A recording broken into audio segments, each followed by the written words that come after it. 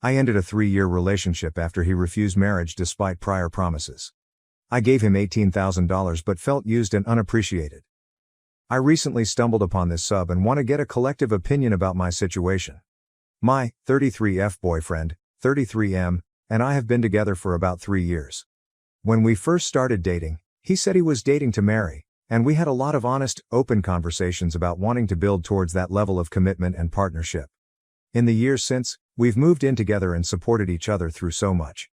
As of late, I've been feeling a bit sad because 3 years have gone by and there has been no talk of engagement or marriage, which doesn't align at all with how adamant my boyfriend was about marriage as a goal when we first met. He would even often tell me how a little voice in his head was telling him to just marry me after we'd only been together a few months and other things that made marriage seem like a legitimate goal and priority, but I haven't seen that come into play at all.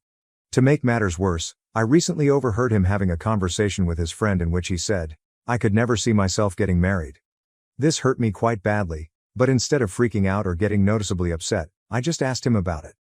I didn't admit that I'd overheard his conversation, but I did ask what his honest thoughts were about marriage and if his thoughts about it had changed over the years. He responded that he isn't sure he still believes in marriage and can't decide if societal ideas are making him feel pressured to get married one day, or if it's something he actually wants. I reasserted that getting married is a priority for me and I fully intend to be a wife someday. He didn't really have anything to say to that. We walked away from this conversation very calmly, no heated emotions, but I think I need to leave my boyfriend over this. I'm also realizing that I have basically given him all the benefits of being married without actually marrying him and that this is no longer fair to me. I don't resent him and I don't regret the ways I've been able to support him, but this has included giving this man a lot of money over the years when he was struggling financially, which I did because it felt like the right thing to do and because I thought we were meant to be life partners. What do you think? Do I need to move on? Comments. You're lucky you overheard what he really thinks. I'd leave. Too many of these men who don't want marriage don't mind using women's time and resources. It's interesting how many of these men who don't want to be married are always out here draining some poor woman and taking advantage of the fact that she wants marriage. Let him enjoy being truly single and stop subsidizing his life. Update. First of all, I just want to say thank you to the hundreds of people who commented on my original post and gave me their heartfelt opinions and advice. I didn't expect such a huge response, and I'm genuinely grateful.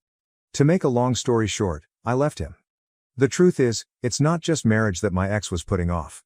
He continually made promises for the near and distant future that just never came true, from vacations to home renovations, and when I confronted him more directly about the prospect of marriage, he informed me that he didn't feel sure about marrying me, primarily because our families haven't met yet and because I wasn't willing to buy a house together before we got married. He denied ever saying he could never see himself getting married, but I know what I heard. So, we had the buying a house together conversation towards the beginning of the relationship, and I was firm and clear that I didn't feel comfortable doing that unless I was married. In fact, I didn't think it was relevant to include it in my previous post because I thought it had been resolved between us. And I don't see why our families should meet if we aren't at least engaged, but maybe that's just me. We had other issues as well, which I won't go into too deeply, but over time I've started to feel less like a partner and more like a housekeeper. My ex was very, very messy, and a frustration he voiced as we were breaking up was that I wasn't willing to pick up after him. I'm not kidding. He used those words. I did my best to keep that house clean, but there are certain things I would just give up on because it's frustrating to clean up after a grown adult who's throwing trash and clothing all over the floor and furniture. I felt very stung by all this. Honestly, I think I deserve better. I also did the math and learned that I had given him nearly $18,000 over 3 years, most of which went towards his mortgage. Yikes. He offered, without me prompting, to start paying it back, but I haven't started making those arrangements yet. I'm currently staying with my parents through the holiday season and will be moving into a new place in January. As sad as I feel, I also feel deeply at peace. My husband is out there, and I know I will find him in the coming years. Comment. I see a pattern. He makes trash. He treats you like trash. He is trash. Good riddance to him. Find someone who values you. After years of supporting my brother's family, I was called a loser and excluded, only to find he'd used my help for gambling and luxuries. In fact, I was excited for Christmas this year. I wasn't rushing to finish everything at the last minute for once. I had purchased gifts for my parents, my brother Jacob, his wife Kelly, and their children before the first week of December. In case someone brought unannounced guests, I even purchased extra gifts. I have no idea why, but I had the impression that this year would be successful. Therefore, I was totally taken aback when my mother opened the door and declared, "We don't want you here this year," as I stood on my parents' front porch with a bag of wrapped gifts in each hand. I initially believed it to be a strange joke. I began to chuckle, but Jacob's voice interrupted her from behind. "Losers have no place here," he declared. "You're really beginning to get to us all." I simply stood there and gazed at her. My dad was in the background, staring nervously everywhere except at me without saying a word. Despite her uneasy appearance, my mother didn't retreat. "Jacob too?" Jacob appeared utterly arrogant. I had a flurry of feelings, including bewilderment, rage, and shame. However, I managed to remain composed. I simply nodded and muttered, "All right, if that's how you feel," before making my way back to my car. Something inside of me changed as I sat in the driveway and gazed at the bags of gifts in the passenger seat. No room for losers? Are you sick of me? From where did this originate? I suspected Jacob was responsible, but I was unable to determine why. Over the years, I had shown him and his family nothing but generosity. I had paid for his children's summer camp tuition, school supplies, and even his mortgage when he needed it most. And now, suddenly, I wasn't invited to Christmas? I made the decision not to go just yet. To gain some answers, I was heading back to the door. I marched back to the house after leaving the gifts in the car. As though they hadn't anticipated my return, my parents were still standing there, chatting among themselves. Jacob was pretending nothing had happened as he sat on the couch and browsed through his phone. I chose not to knock. "What's happening?" As I entered, I inquired. "What makes me an outsider at Christmas? What was it I did?" Without raising his eyes from his phone, Jacob smiled. "You don't understand, do you? Lately, you have been neglecting your duties.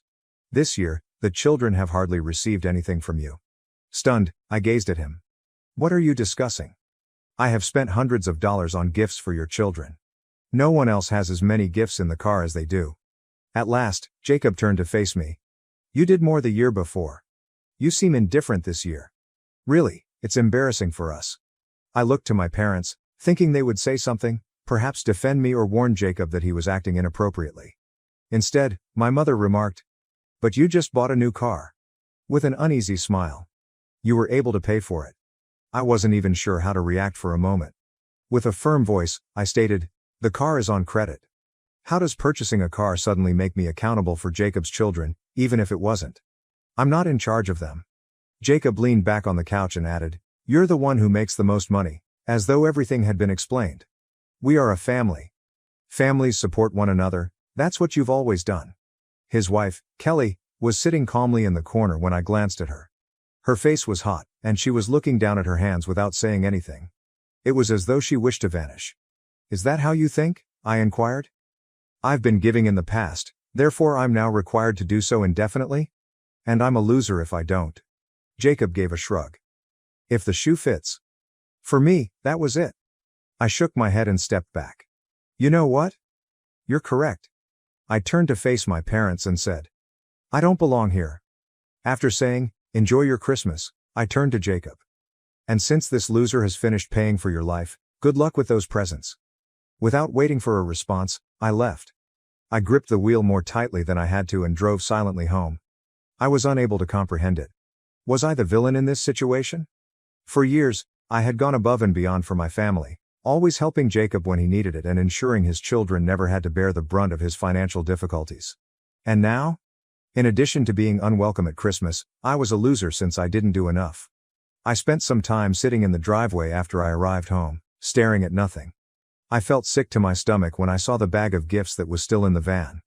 I had spent weeks selecting the ideal items, considering what my parents would value and what the children would adore. For what purpose? I didn't belong, to be honest. It became more apparent to me as I gave it more thought. This went beyond Christmas and gifts. I had been too blind, or perhaps too willing, to notice that this had been developing for years. The fact was that Jacob had always relied on me. He and Kelly had a difficult financial beginning to their marriage. He struggled to maintain a consistent job, and Kelly's part-time job hardly provided for their basic needs. With the assumption that it would only be for a short time, a few hundred here, a few hundred there, I volunteered to help.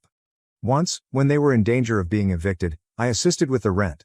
Later, when their second child was born, I helped with childcare. But years passed instead of a little while. Jacob always called me first when he was having a bad day. To tell the truth, I always said yes. I cared about his children, not because I had to. I didn't want to see my brother and his family suffer, and I didn't want them to be without. In retrospect, I saw that I had produced this dynamic. Over time, it shifted from appreciation to entitlement because I made it too simple for Jacob to rely on me. The final straw was being excluded from my own family's Christmas celebration tonight because I didn't do enough. I woke up the following morning with more clarity and decided what to do. I was finished. Don't help Jacob any longer. No more incessant presents to compensate for his inefficiency.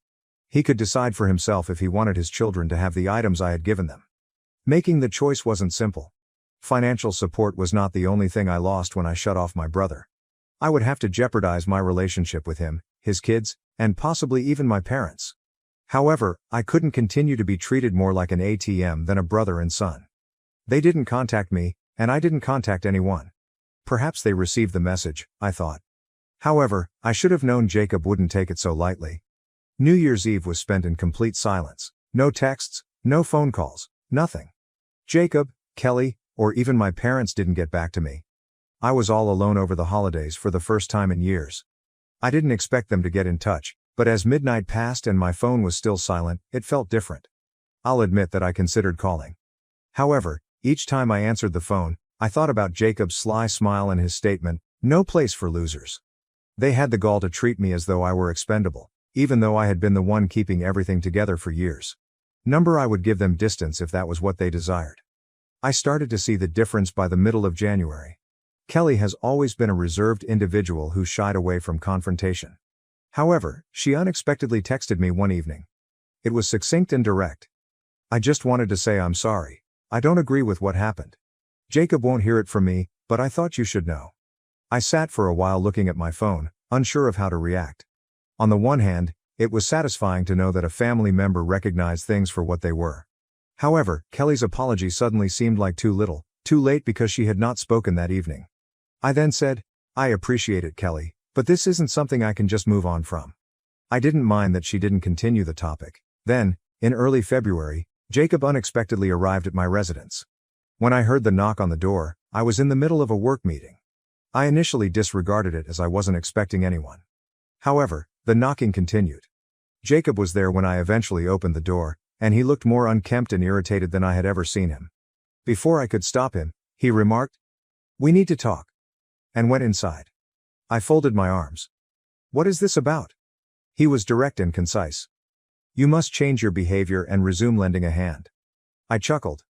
I couldn't believe he meant it, not because it was humorous. "Aiding? Do you mean to pay for your own life?" "As I mentioned, I'm finished with that." "You have the money," he said, giving me a scowl. "You have no idea how difficult things have been for us ever since you chose to behave in this manner. The children hardly have enough." Kelly is attempting to remain composed, but without your assistance, we are unable to succeed. What I was hearing was unbelievable. "Are you currently paying attention to yourself? Jacob, you're an adult. You have kids and a wife. Go out and make more money if you need it. Solving your difficulties is not my responsibility." He retorted, "You've always helped before. Why are you acting so self-centered right now?" "Self-centered?" I said it again. "Do you wish to discuss selfishness? Let's discuss how you misled our parents about me, made them dislike me, and then forbade me from attending Christmas because I didn't provide enough for your children. And you're asking for more now? Jacob, you have a lot of nerve." I interrupted him by raising a hand before he could say anything further. "We've left this place. Until you learn to behave like an adult, I won't give you another penny and I won't want to hear from you ever again." He glared at me as he stood there for a while before hurriedly leaving. I assumed that would be the last of it for a while once Jacob stormed out. He would grumble to my parents, but he would soon realize that I wouldn't give up. I was mistaken. I received a call from an unfamiliar number 2 days later. I wouldn't have answered normally, but I felt compelled to do so. "Hey," I replied. "Is Michael here?" A man's voice inquired. "Indeed. Who is this?" "This is Mark Dawson. I practice law. Recently, a client of mine has voiced concerns regarding certain financial issues surrounding your family. Have you got time to talk about them?" I went cold. "An attorney, what are the financial issues?" In an unduly courteous tone, he stated, "I can't go into detail over the phone. But it has to do with the money you sent to your brother Jacob and his family, and how you spent each dollar. Would you be open to having a conversation at my office?" I was at a loss for words. There were a lot of options in my head, but none of them were good. Had Jacob borrowed money under my name? Was he up to no good with my information? Or was this a last-ditch effort to scare me into handing him money once more? "Who is your customer?" I inquired. There was a moment's silence. "Regretfully, I am unable to reveal it at this time. However, I can tell you that you are not being sued. It's more of an inquiry." I consented to a meeting against my better judgment. My curiosity overcame me, and I couldn't get rid of the impression that this was more than just Jacob being himself. The following day, I had no idea what to anticipate as I entered Mark Dawson's office. But he dropped a bombshell as soon as I sat down. He pushed a packet across the desk toward me and stated, "Kelly is the client I'm representing."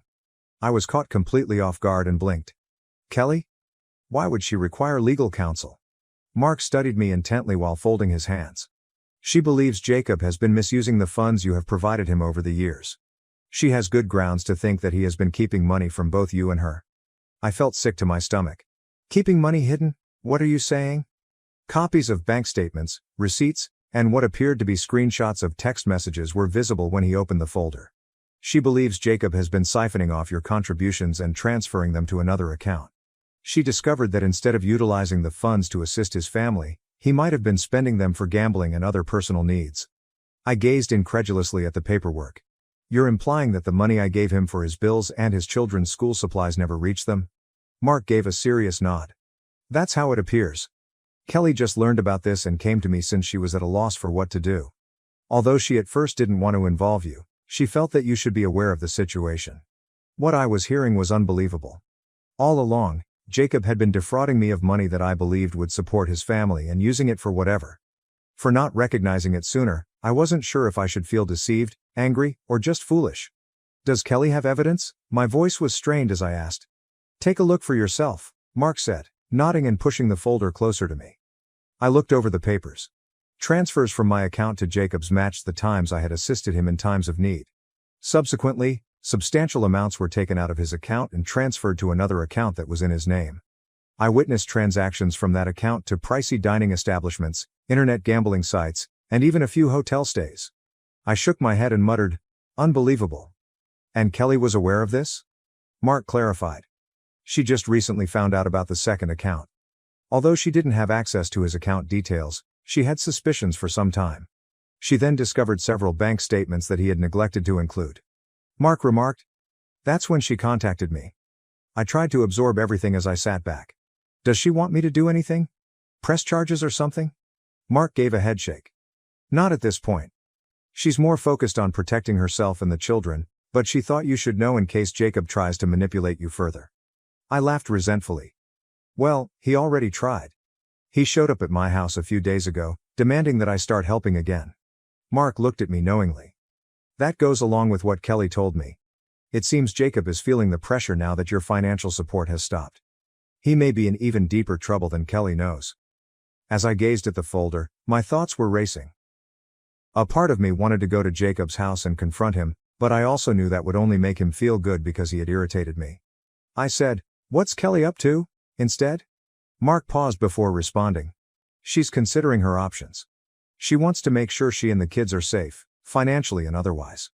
If Jacob's behavior escalates, she may file for separation or take other legal action." I was more affected by hearing this than I had anticipated.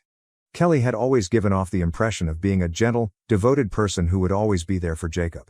I could tell how horrible things had gone if even she was eager to leave.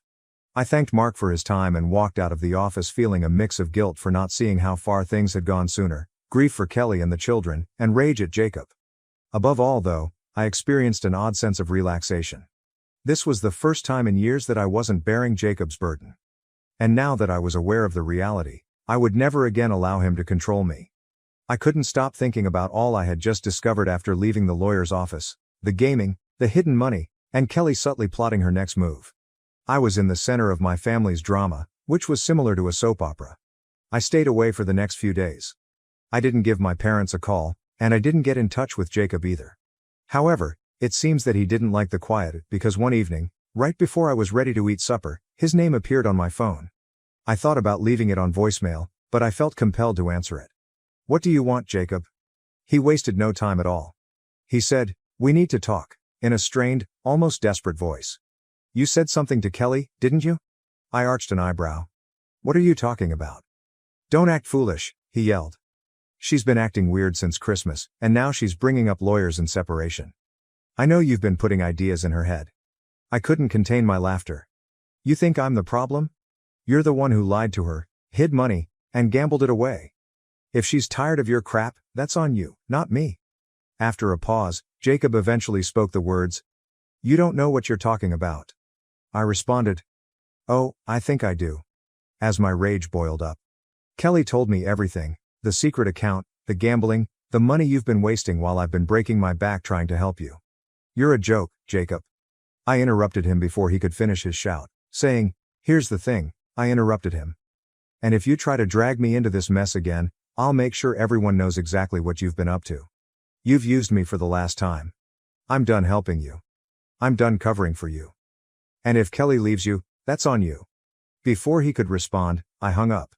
Although my hands were shaking, it felt good to finally express what I had been keeping to myself for years.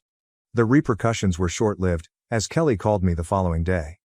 "Did Jacob call you?" she inquired cautiously. "Yes," I replied. "Did something happen?" He wasn't happy. I confronted him about the gambling and the hidden account. "He admitted some of it, but he's still trying to make it sound like it's no big deal," she said after being hesitant. I said, "Are you okay?" Although she didn't hear it, she responded, "I'm fine. The kids deserve better. I'm tired of making excuses for him." I knew things were terrible between them, but hearing her say that felt like the beginning of the end, and it impacted me harder than I thought it would. I added, "You have my support no matter what you decide to do." She whispered softly, "Thank you. I apologize for everything. You didn't deserve the treatment we gave you over Christmas. I should have spoken up sooner." After a lengthy conversation, I had a strange sense of finality when we hung up. Jacob had ruined our relationship, but Kelly and the children weren't my enemies, and I wouldn't be angry with her if she had the courage to confront him. I couldn't get rid of the thought that Jacob wasn't finished stirring up problems, though. A few weeks later, Kelly sent me a brief text message that had only 3 words. "We're going today." When I phoned her right away, she told me that she and the kids had packed up their belongings, rented a moving van, and departed because she and the kids were moving to another state while Jacob was out of town on a business trip, which I figured was just another way to gamble. Until she had things sorted out legally, she didn't want him to know where they were heading. She said, "I just couldn't stay any longer. I can't keep acting like this is normal." I sincerely wanted to know how she was handling everything, so I inquired, "What about the rent and everything?"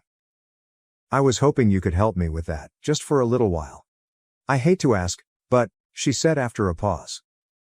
I cut you off, saying, "Say no more. I'll cover it." I did end up assisting her and the children, but for the first time in years, I felt like I was finally doing the right thing and not being used. When Jacob returned home to find the house deserted, he naturally went completely mad and called me to vent about how I had ruined his life and turned Kelly against him.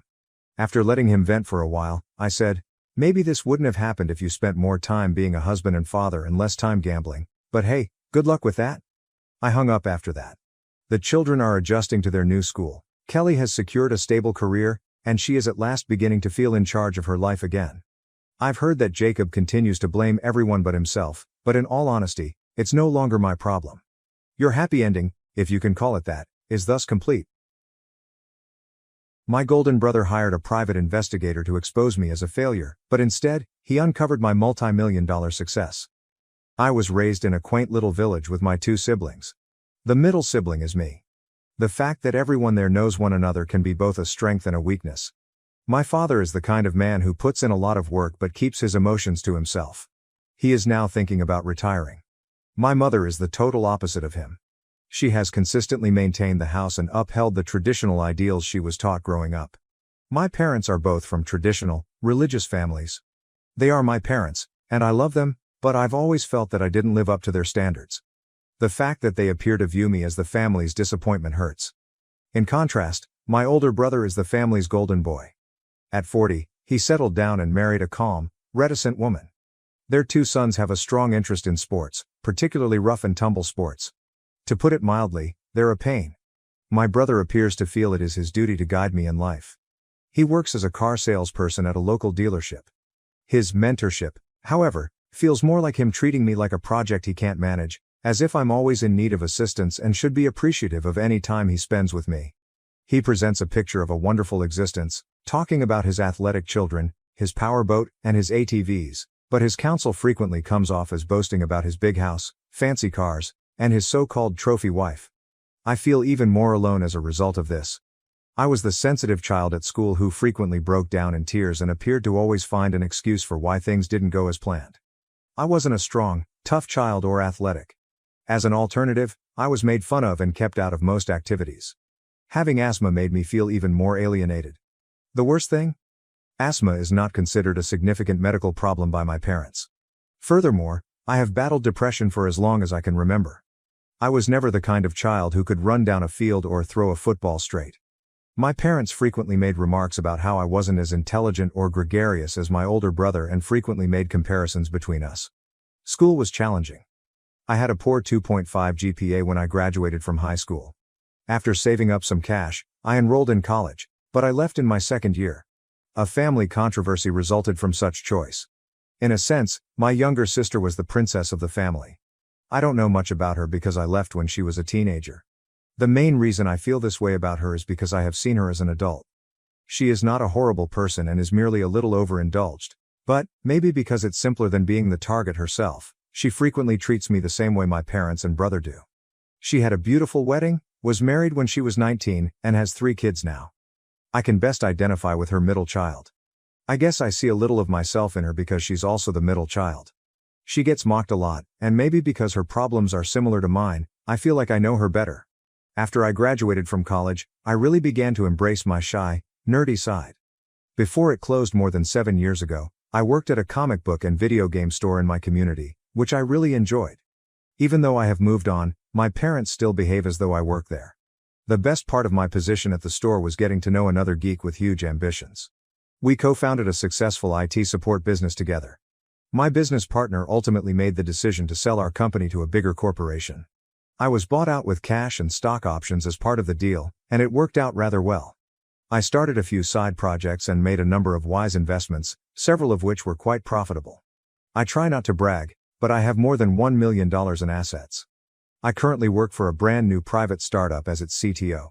Even though I'm wealthy, I live a humble life. All of the furnishings in my comfortable 2-bedroom house in a fantastic area is used, and I drive a 15-year-old Saturn. Right now, I'm not in a relationship. I have a hectic life and see my therapist on a regular basis. Like my melancholy and asthma, I deal with drinking, which is difficult because my parents don't take it seriously. They believe it to be wholly mental. Even if it's not what other people anticipate or comprehend, I've been able to carve out a prosperous career for myself in spite of the ups and downs. My parents expect me to join them for supper every Sunday night. They live on the opposite side of the state, so the travel is not quick. It takes 90 to 120 minutes each way, which eats up over half of my weekend. They still seem to think that, as an unmarried individual and what my brother likes to refer to as a mental case, I have nothing better to do. These meals are frequently difficult. I get unsolicited advice on how to marry, establish a family, and be a proper adult for 3 hours. Or I sit through lengthy conversation about my brother's most recent huge sale at the car dealership, which is the buzz of the table. Although they have never called me a mooch directly, the implication is there if I skip one of these dinners. It is both frustrating and perplexing. I frequently question why I still go to these events when I talk to my therapist. My family has a tendency to downplay or misrepresent all of my accomplishments. People back home still think I work at the long-gone game store. My brother was seen as more mature and gregarious than I was, and he had a successful profession. As a result, I was continuously made fun of for my prior retail experience. I found it challenging to communicate to my family back home the truth about my life and my achievements because of this disparity. Games and comics were sometimes written off as immature entertainment. Despite my genuine expertise in technology, my attempts to discuss it were typically overshadowed. My brother would interrupt me and pretend as if I didn't know anything. Even though I knew he was babbling, I typically just listened to him. I was scared to correct him since I would have to explain my work and defend my knowledge. I secretly scared that they wouldn't value my career and that it would alter their opinion of me. I'll confess that I've had difficulties and occasionally been a complete mess. However, everything changed last month. My brother managed to get his hands on some of my personal information. The truth is that he employed a private investigator to carry out what he said was a background check on my employment. I had a sneaking suspicion that he was organizing an intervention with my folks. They were totally unprepared for what they discovered. They learned my actual value as a person, that I didn't live in a rundown flat, and other private information. Since I work in security, this was very ironic. After making the connections, I was even able to track out the source of the hack by receiving notifications about unauthorized efforts to get my credit report. Everything became clear after this revelation, and I now have to deal with my family's abrupt and unanticipated change in how they view me. It's a lot to take in, particularly in light of our relationship's history of miscommunication and undervaluation. I chose to have the same private detective firm look into my brother's money since I was so upset over the breach of my privacy. My brother was actually living well beyond his means. A file with Child Protective Services, several previous arrests for DWI and public intoxication, and domestic disturbance calls were also discovered throughout the investigation. He was having trouble making his scheduled back payments to the IRS and managing 3 mortgage loans on his house. Despite the fact that there were currently no ongoing charges, his credit was a total mess. In contrast, my parents had little more than what I already knew and lived modest lifestyles. When it came to money, they were realistic and pragmatic. I was so concentrated on getting ready to confront my family at the next meal, hoping it would cause a rift, that I didn't even care to see how my sister was doing. But the dinner's atmosphere was completely different from what I had imagined. My parents started to treat me with a strange sort of veneration, as if I were the golden child. This adjustment obviously distressed my brother. He lost his anger midway through dinner. In an attempt to restore his reputation, he began boasting about recent sales commissions and a purported promotion. I just gave him my congratulations and mentioned his debt, IRS problems, and stretched credit condition in a tactful manner. In other words, I called attention to my brother's financial disaster while simultaneously celebrating his accomplishments. The whole thing was oddly gloomy. The already challenging family dynamic was made even more awkward by my parents' sudden change in behavior toward me, which appeared forced and artificial. At first, my brother disputed everything when I handed him a copy of the report. But I pointed out that by utilizing the agency to look into me, he had inadvertently suggested it. As I have to say, that felt good for a little while. My parents, who reprimanded him and responded with dramatic shock, were obviously aware of it as well. The whole thing became very unsettling because the report needed my social security number. It was not a pleasant revelation or the ensuing argument. As it revealed my family's avarice and cowardice, my disdain for them grew. They started accusing one another of a variety of things throughout the course of the following hour. I made every effort to keep quiet, but sometimes they became irate with me. I would either shrug or respond with a nonchalant, one-word comment when that occurred. My sister's husband, my brother's wife, and their 5 kids looked on in shock as our family disintegrated like never before. Our meetings were typically routine and uninteresting. My sister would give updates whenever she could, my brother and his wife would boast about their lives, my mom would strike up a conversation, and my dad would complain in response. This collapse had never occurred during one of our family dinners. It was a tumultuous meal, to say the least. As long-simmering, deeply ingrained issues exploded into the open, the customary subtle jabs about how I should look up to my brother and be a real man were replaced by astonished quiet. I got into a heated disagreement with my dad, brother, and myself. They dug up every relic of family strife from the previous 30 years and argued over who was responsible for everything. It was like watching an unruly drama play out in real time. All of my negative thoughts about my family seemed to be validated during such instances. In all honesty, I felt terrible, even though you might have expected me to feel some sort of justice or triumph. I became aware of my poor handling of the situation. Although I was well aware of these flaws, what had I meant to accomplish by making my brother's wrongdoings public? His children now know about his tumultuous history, which I had not wanted them to. When my brother yelled at me in a fit of wrath, the situation reached a breaking point. His harsh statements, such as, "You should have never been born," were stunning, but what really stuck out was my parents' desperate attempts to calm him down, a degree of desperation I had never witnessed before. He accused me of being the cause of all the family's problems. They made an effort to intervene, but they never really admitted or accepted responsibility for the way they had treated me throughout the years. I was both very saddened and vindicated. It served as a harsh and obvious reminder of the underlying problems in our family's dynamics. My parents accused me of something else until I could take it no more. They implied that I could have helped but decided not to, claiming that I was refusing to help a sick niece or nephew. I had no knowledge of such a circumstance. No one had ever told me about this issue or reached out to me for help. I suspected they were making things up as they went along, but I didn't challenge it. "I thought you believed I was still working at the comic book shop," I reminded them instead. They never seemed to understand that the store had closed in 2011, even though I had reminded them several times. The way they had misrepresented our family history to fit their storyline appalled me. I drove home after feeling overburdened and annoyed. I'm feeling conflicted right now. Knowing that they would probably put pressure on me to repay them now that they are aware of my money makes me feel deceived. I know what's coming because I've witnessed how they treated my brother in a similar manner. However, I also recognize and value the fact that my parents provided for my basic needs as a child, including clothing, food, and housing. It will be difficult to navigate this labyrinth of thankfulness, bitterness, and freshly set boundaries. I'll probably need my therapist's assistance to process this change in dynamics. It's obvious that establishing clear limits going forward will be essential. Growing up was challenging because, to be honest, I was never the favorite child in my family. My brother mistreated me, but my parents did little to stop it, even though they never physically beat me. My parents responded as though nothing was wrong whether he kicked, hit, or said extremely terrible things. They completely disregarded it. It is really concerning that they do not consider verbal abuse to be damaging or real. Verbal abuse is terrible in and of itself, but it is even more painful when the people who are there to protect you choose to ignore it. I've had enough of fighting this for years. Even though I am aware that they are my family, I feel the need to keep a permanent distance. Although I wish them well, I think it will be better for me to go on and begin a new chapter without them. If I discover someone amazing, like a girlfriend, and we decide to be married and have kids, what will happen? Then, how will I deal with these problems with my family? It may get rather complicated, so I'm attempting to figure it out.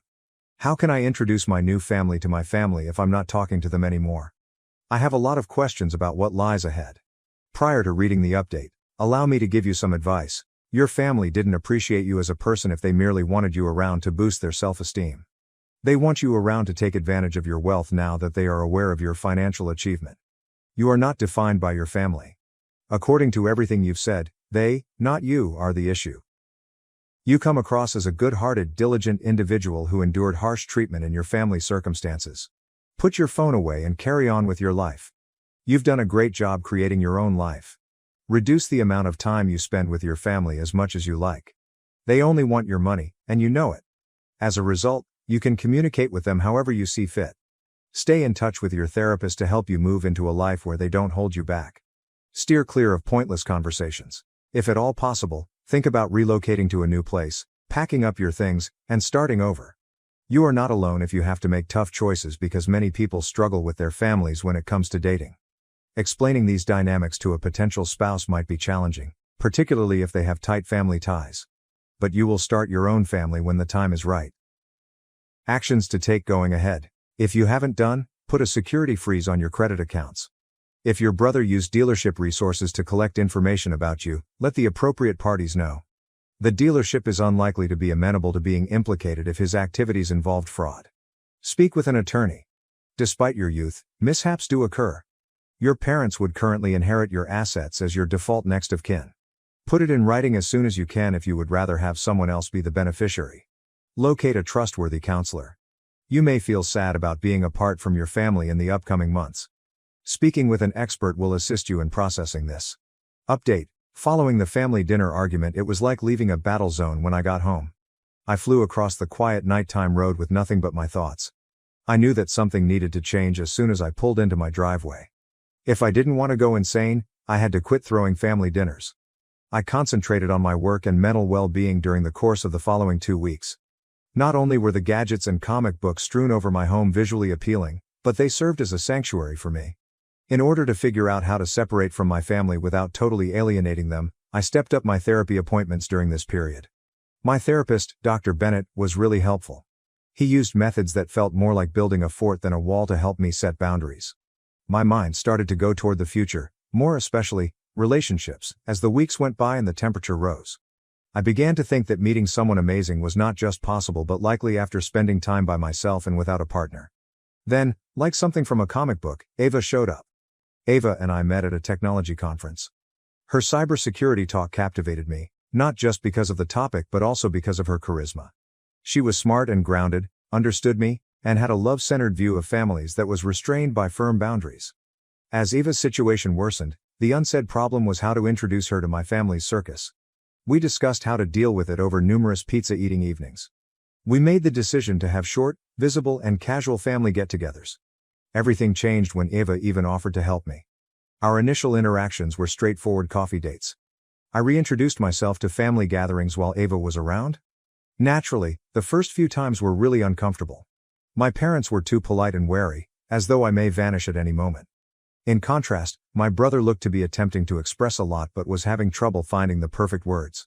But my sister and her kids were a pleasant diversion. My sister's middle child, who looked a lot like me, was instantly won over by Ava. We became accustomed to these coffee dates, which were like short forays into family territory, a brief coming and going. I was able to reconnect without becoming entangled in the chaos thanks to this strategy. Unexpectedly, it started to function. My family adjusted to the arrangement over time. Maybe they understood that this was the only way they could continue to have me in their life. They began to be mindful of my limits. As things got better, I started to consider the long term more. What might the future hold for us? Together with Ava, I envisioned building a solid family foundation based on respect and caring for one another rather than obligation and guilt. I knew there would be difficulties, of course. Ava and I talked about the prospect of living together one summer evening when we were walking by the lake.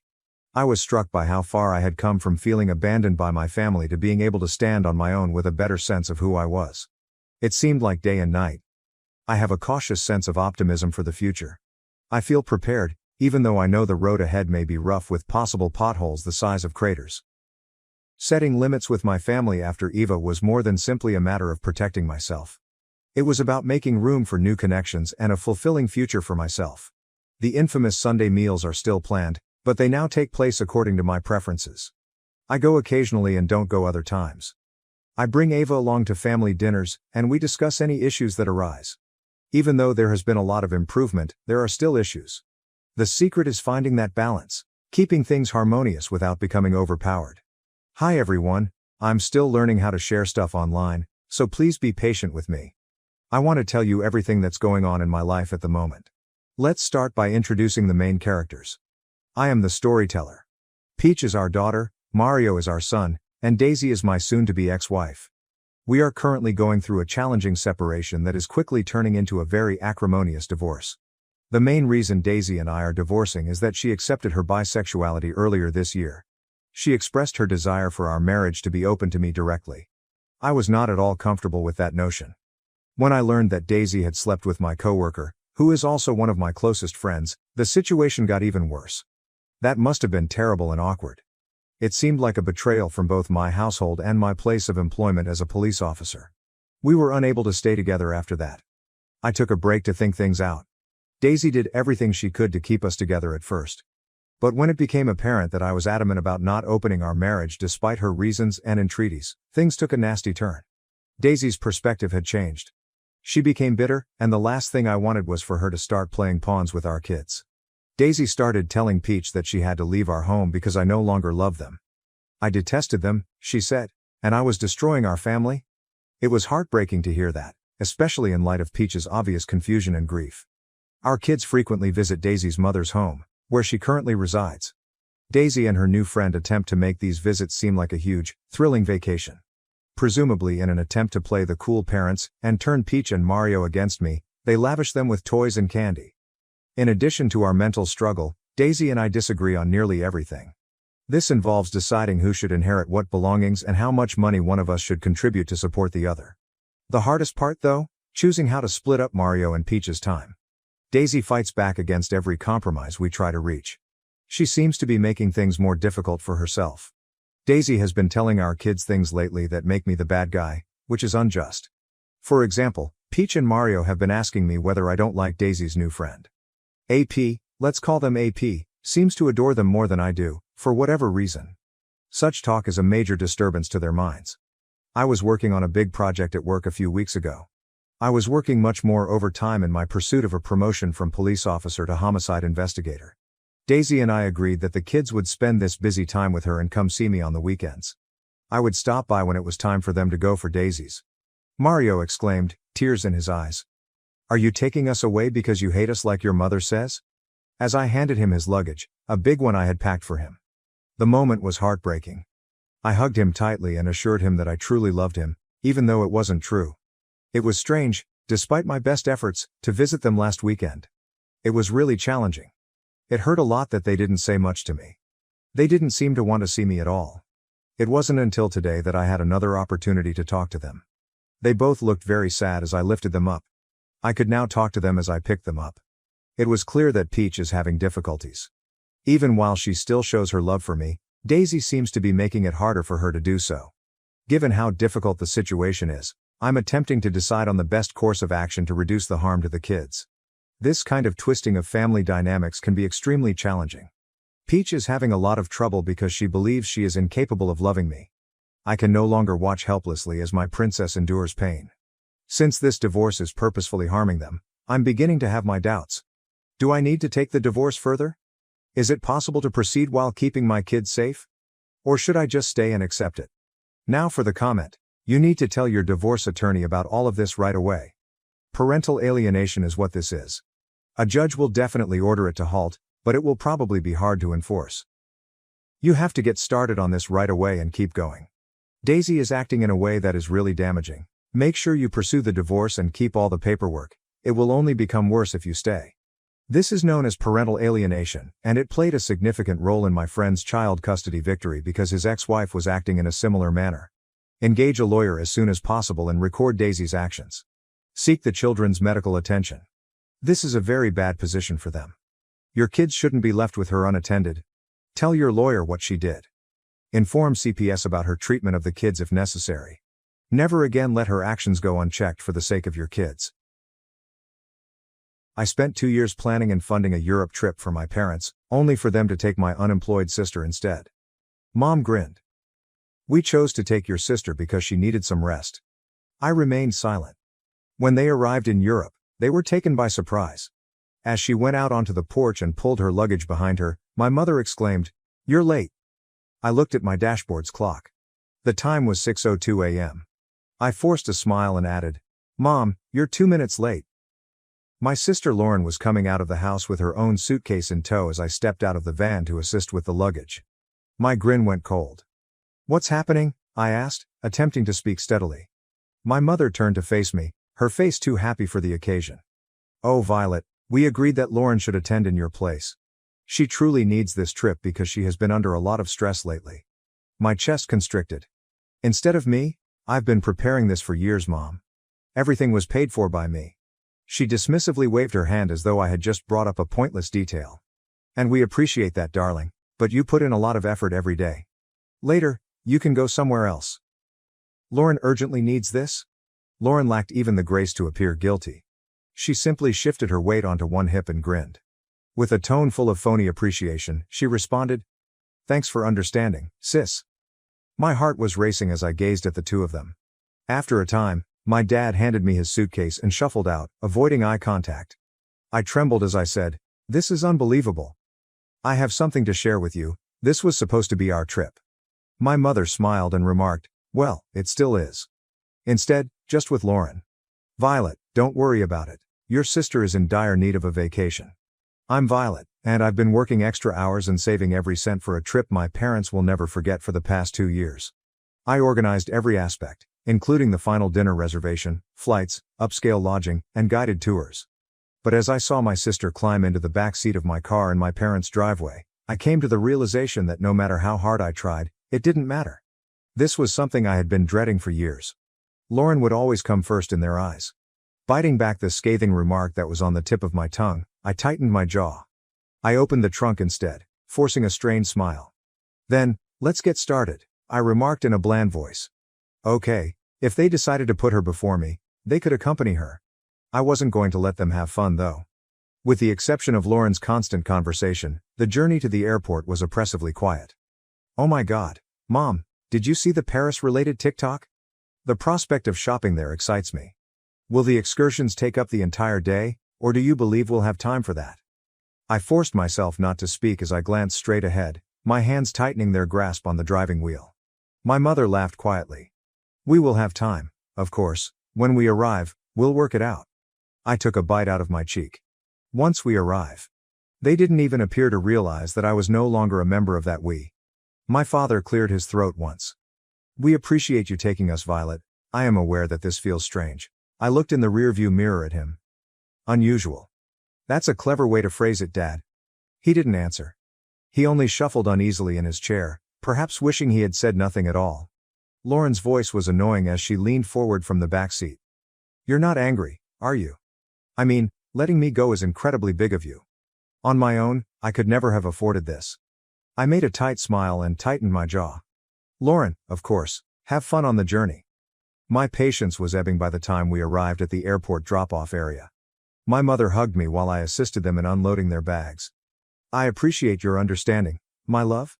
This is really important to Lauren and to us." I gave a rigid nod. "Yes, Mom." Wheeling her bag toward the door, Lauren smiled. "Thank you, Violet. You are the greatest."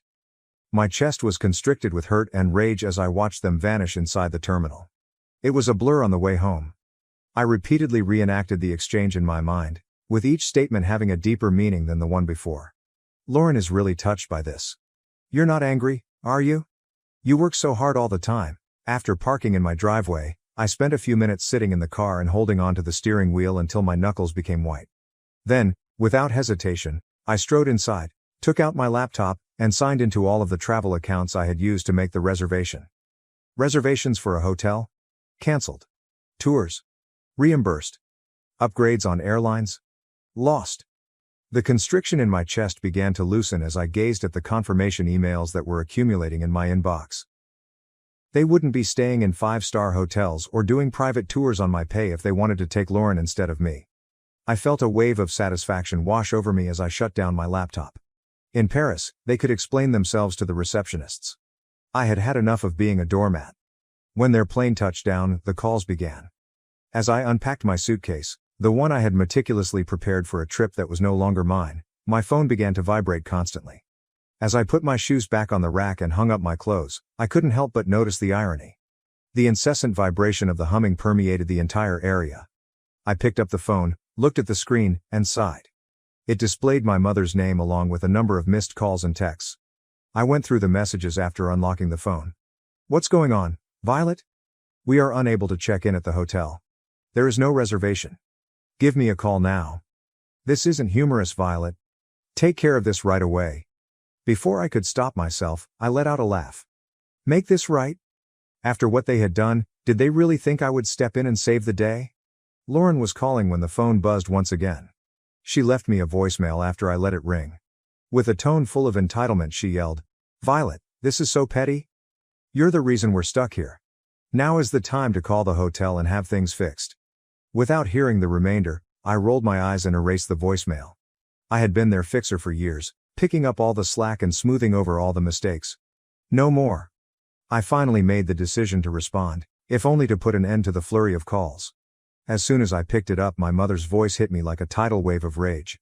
"What did you do, Violet? None of the tours are currently scheduled, and the hotel claims that the reservation was cancelled." After listening to her tirade for a while, I simply responded, "I cancelled them." After a lengthy moment of astonished silence, she growled, "Why would you do that?" I answered in a sarcastic tone. "Oh, I don't know. Perhaps because you chose to accompany Lauren on my journey. I even drove you to the airport, so you're lucky. We assumed you would comprehend," she yelled. "Understand?" I said, raising my voice. "Those years of saving and planning didn't matter because Lauren needed a break? That my hard work meant nothing to you? Guess what, Mom? I don't understand, and I don't care to—" Before she could answer, I hung up and threw my phone on the couch, turning it off. The ensuing quiet was lovely, and I felt as though I could breathe again for the first time in a long time. They could manage the rest of the journey without me, but it's okay if they decided to put Lauren first. There was only a day of silence.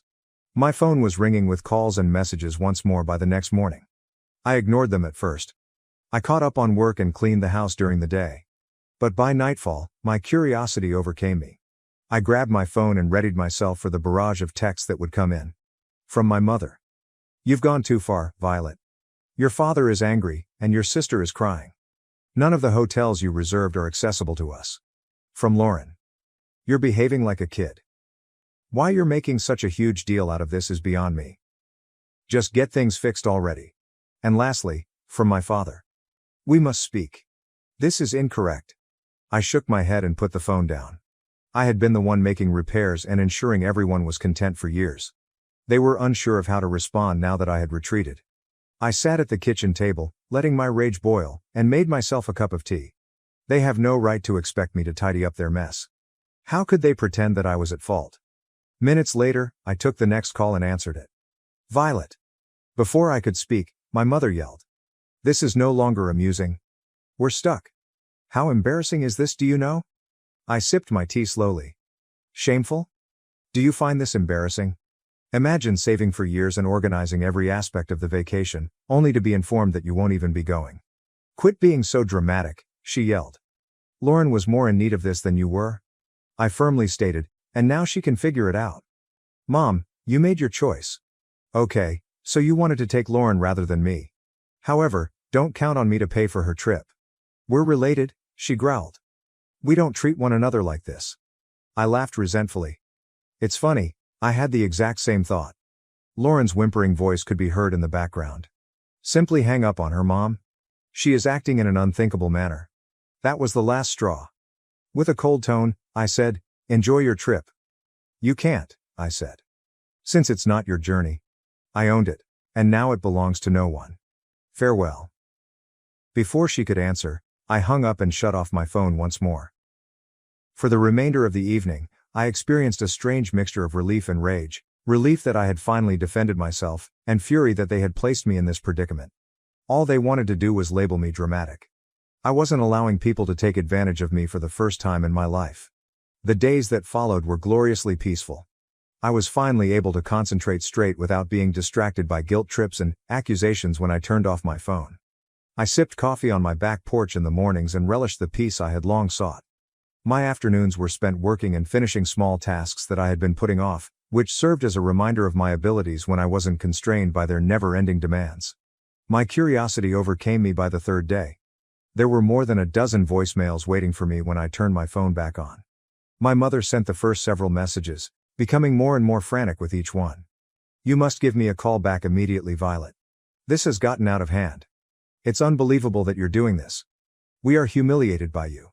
How could you treat us like this when we are your parents? Lauren's communications then arrived, replete with the arrogant tone she had usually employed. This is quite trivial, even for you. Everything is being ruined by you. Violet, just repair it. My dad's voice finally emerged, a little softer but no less sharp. I don't know what happened to you, Violet. Give us a call back so we can resolve this. After a moment of hesitation, I listened to my mother's lengthy final message. This time, she spoke more quietly and with a hint of annoyance and weariness.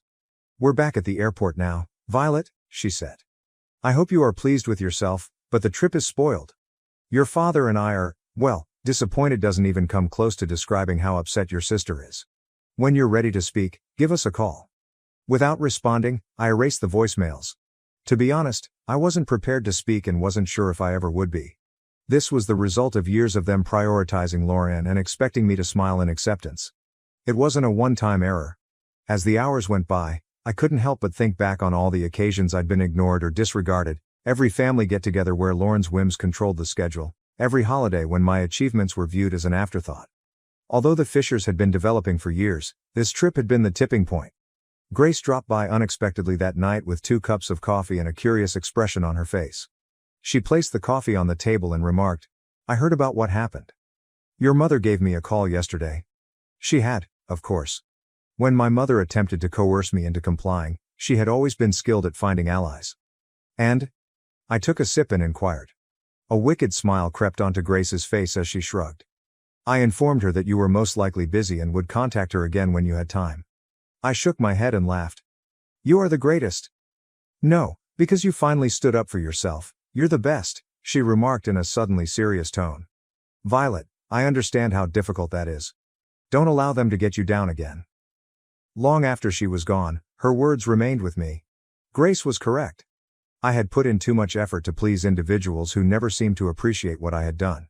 It was time to permanently end that cycle. I experienced an odd feeling of clarity by the time the weekend arrived. Freedom, which I hadn't experienced in years, joined the rage that was still bubbling beneath the surface. Freedom from their never-ending demands. Freedom from fixing things for the family. Freedom to live my life as I see fit. However, the silence was short-lived, as anticipated. When I eventually received a call on a Sunday afternoon, I chose to answer it. My dad did it this time. With a tired tone, he said, Violet, your mom wanted me to call. She believes you will pay attention to me. I said, reclining in my chair. Go on. He sighed. Look, everything has gotten out of control. Lauren is angry, your mom is outraged, and, well, it's a complete disaster. However, you are superior to this. I tensed up as his comments sparked a new round of rage. Dad, better than what? Defending myself? Refusing to let you trample me once more? I didn't mean that, he added hastily. You've always been the sensible one, that's all. The one who maintains order. This isn't like you, I said, making a brief, sour laugh. You're right, it's not like me, because I'm not bending over backward to clean up your mess. When he hesitated, I briefly believed he would finally understand my point of view. However, he subsequently stated, you're punishing the whole family over one decision. Is that really fair? Fair? I asked again, raising my voice. You want to talk about fair? Was it fair when you and Mom decided I wasn't important enough to be part of the trip I planned? Was it fair when you replaced me with Lauren, like I didn't matter? He said. That's not what we were trying to do, in a defensive tone. We just thought Lauren needed it more. I yelled, of course you did? You always think she needs more attention, more support, more of everything. And I'm always the one expected to sacrifice for her. Not anymore. It was so quiet on the other end of the line. At last, he stated, I don't know what you want me to say. I don't need you to say anything, I said in a steady voice. I just need you to understand that I'm done being the afterthought. From now on, I come first. Goodbye, Dad. With shaking hands, I hung up and put the phone down. I allowed myself to feel everything for the remainder of the day, including relief, grief, and rage.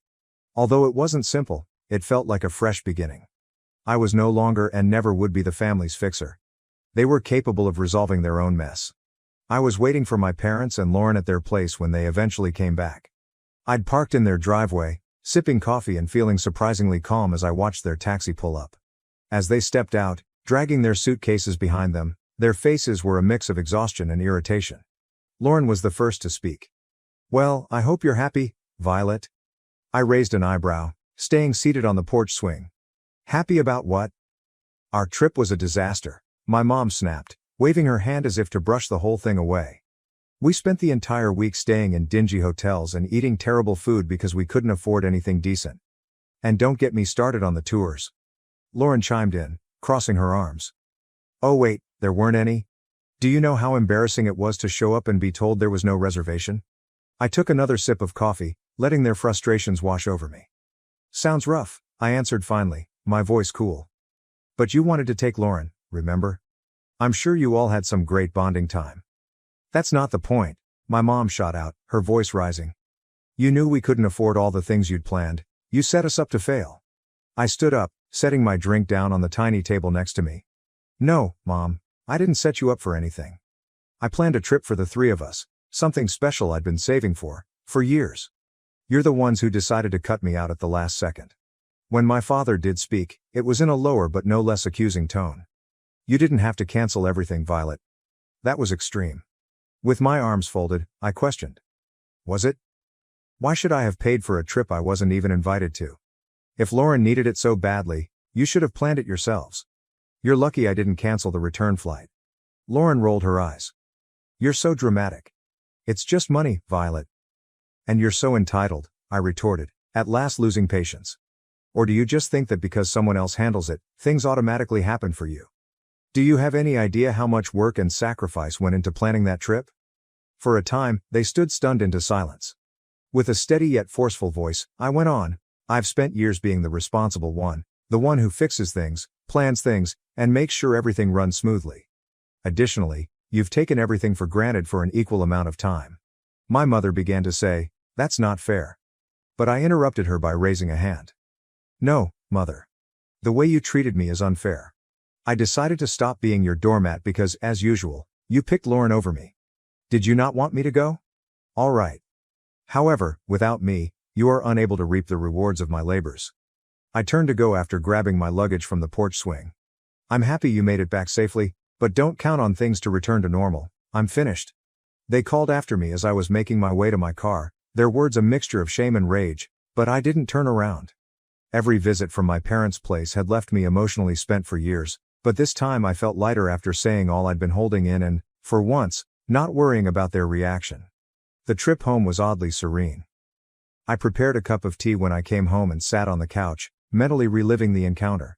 They had been so confident that I would give in, as I always do, but seeing their shocked expressions as I left served as a reminder of how much I had changed. I was done spending my life to satisfy their expectations, therefore it didn't matter if they were upset, offended, or ashamed. Grace called me the following day. "How did it go?" Without making an effort to be polite, she inquired.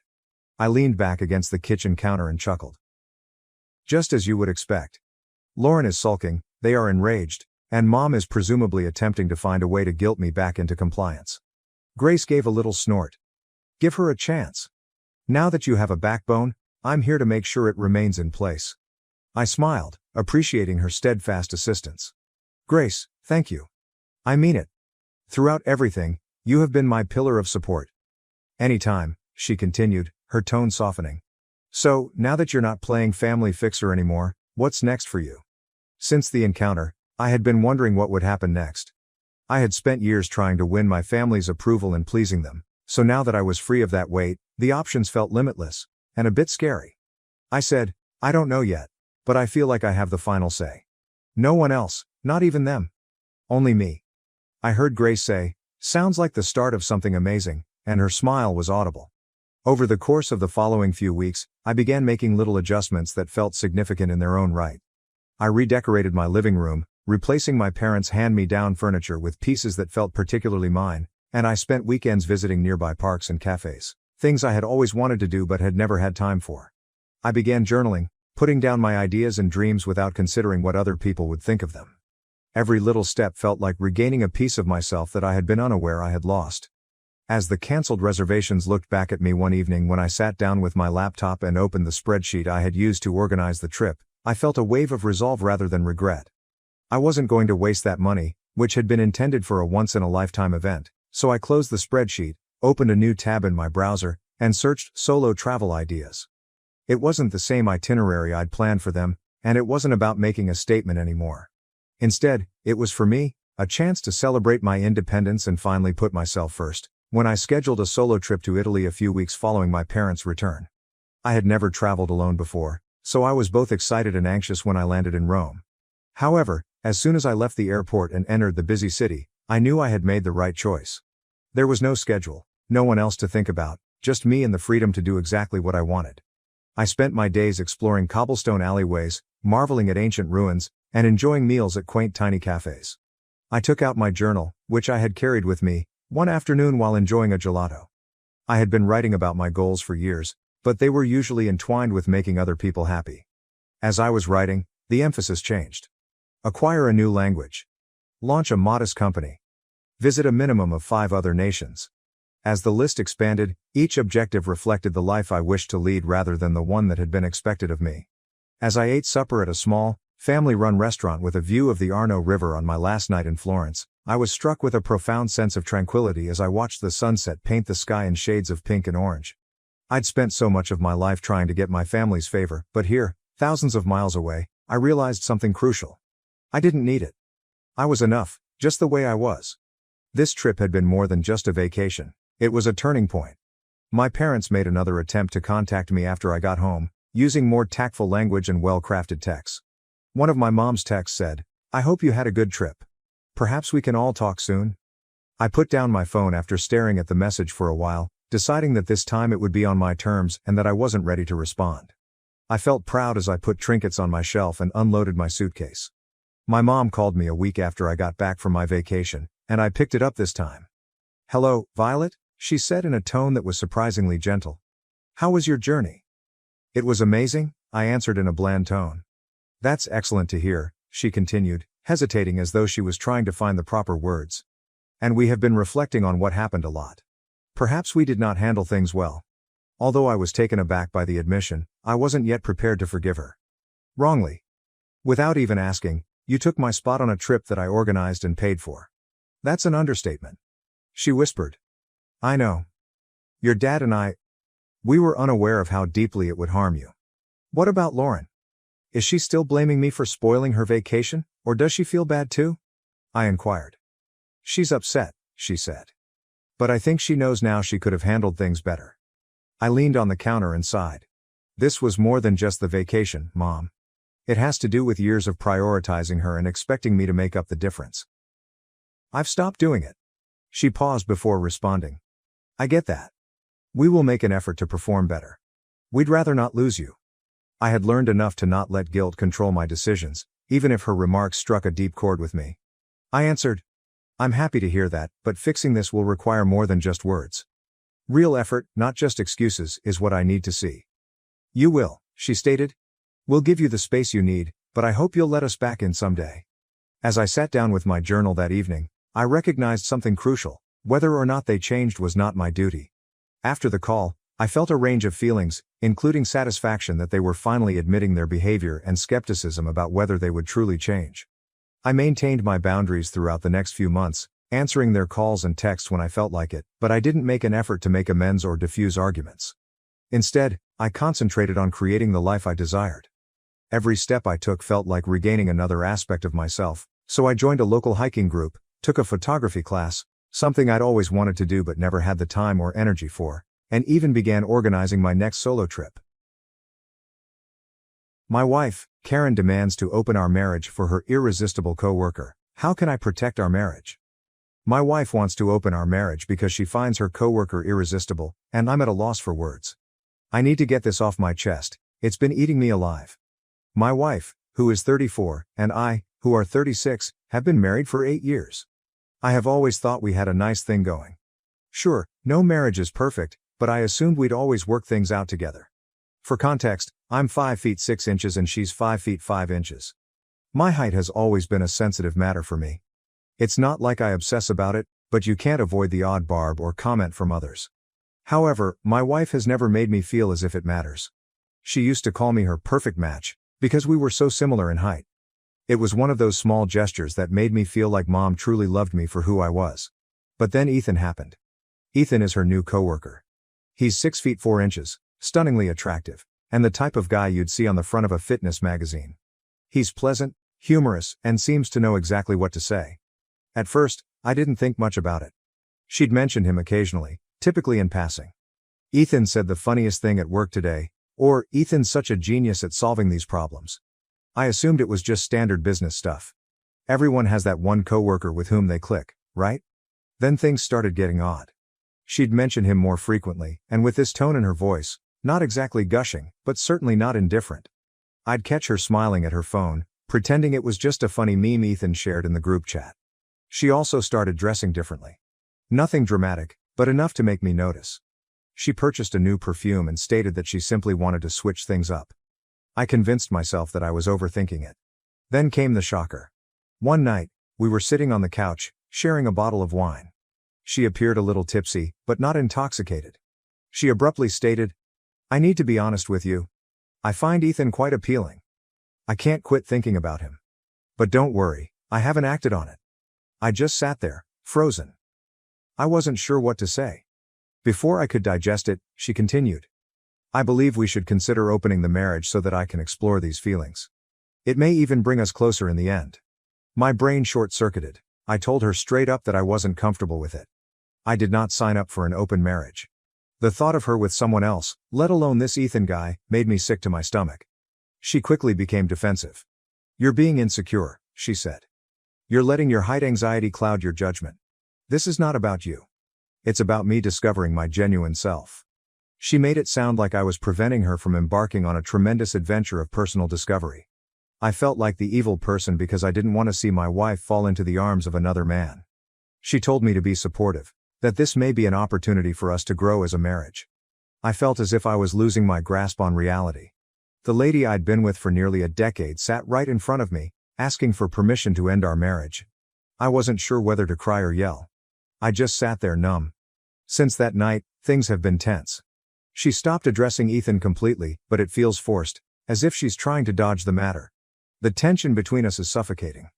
I can't look at her without repeating our chat in my head.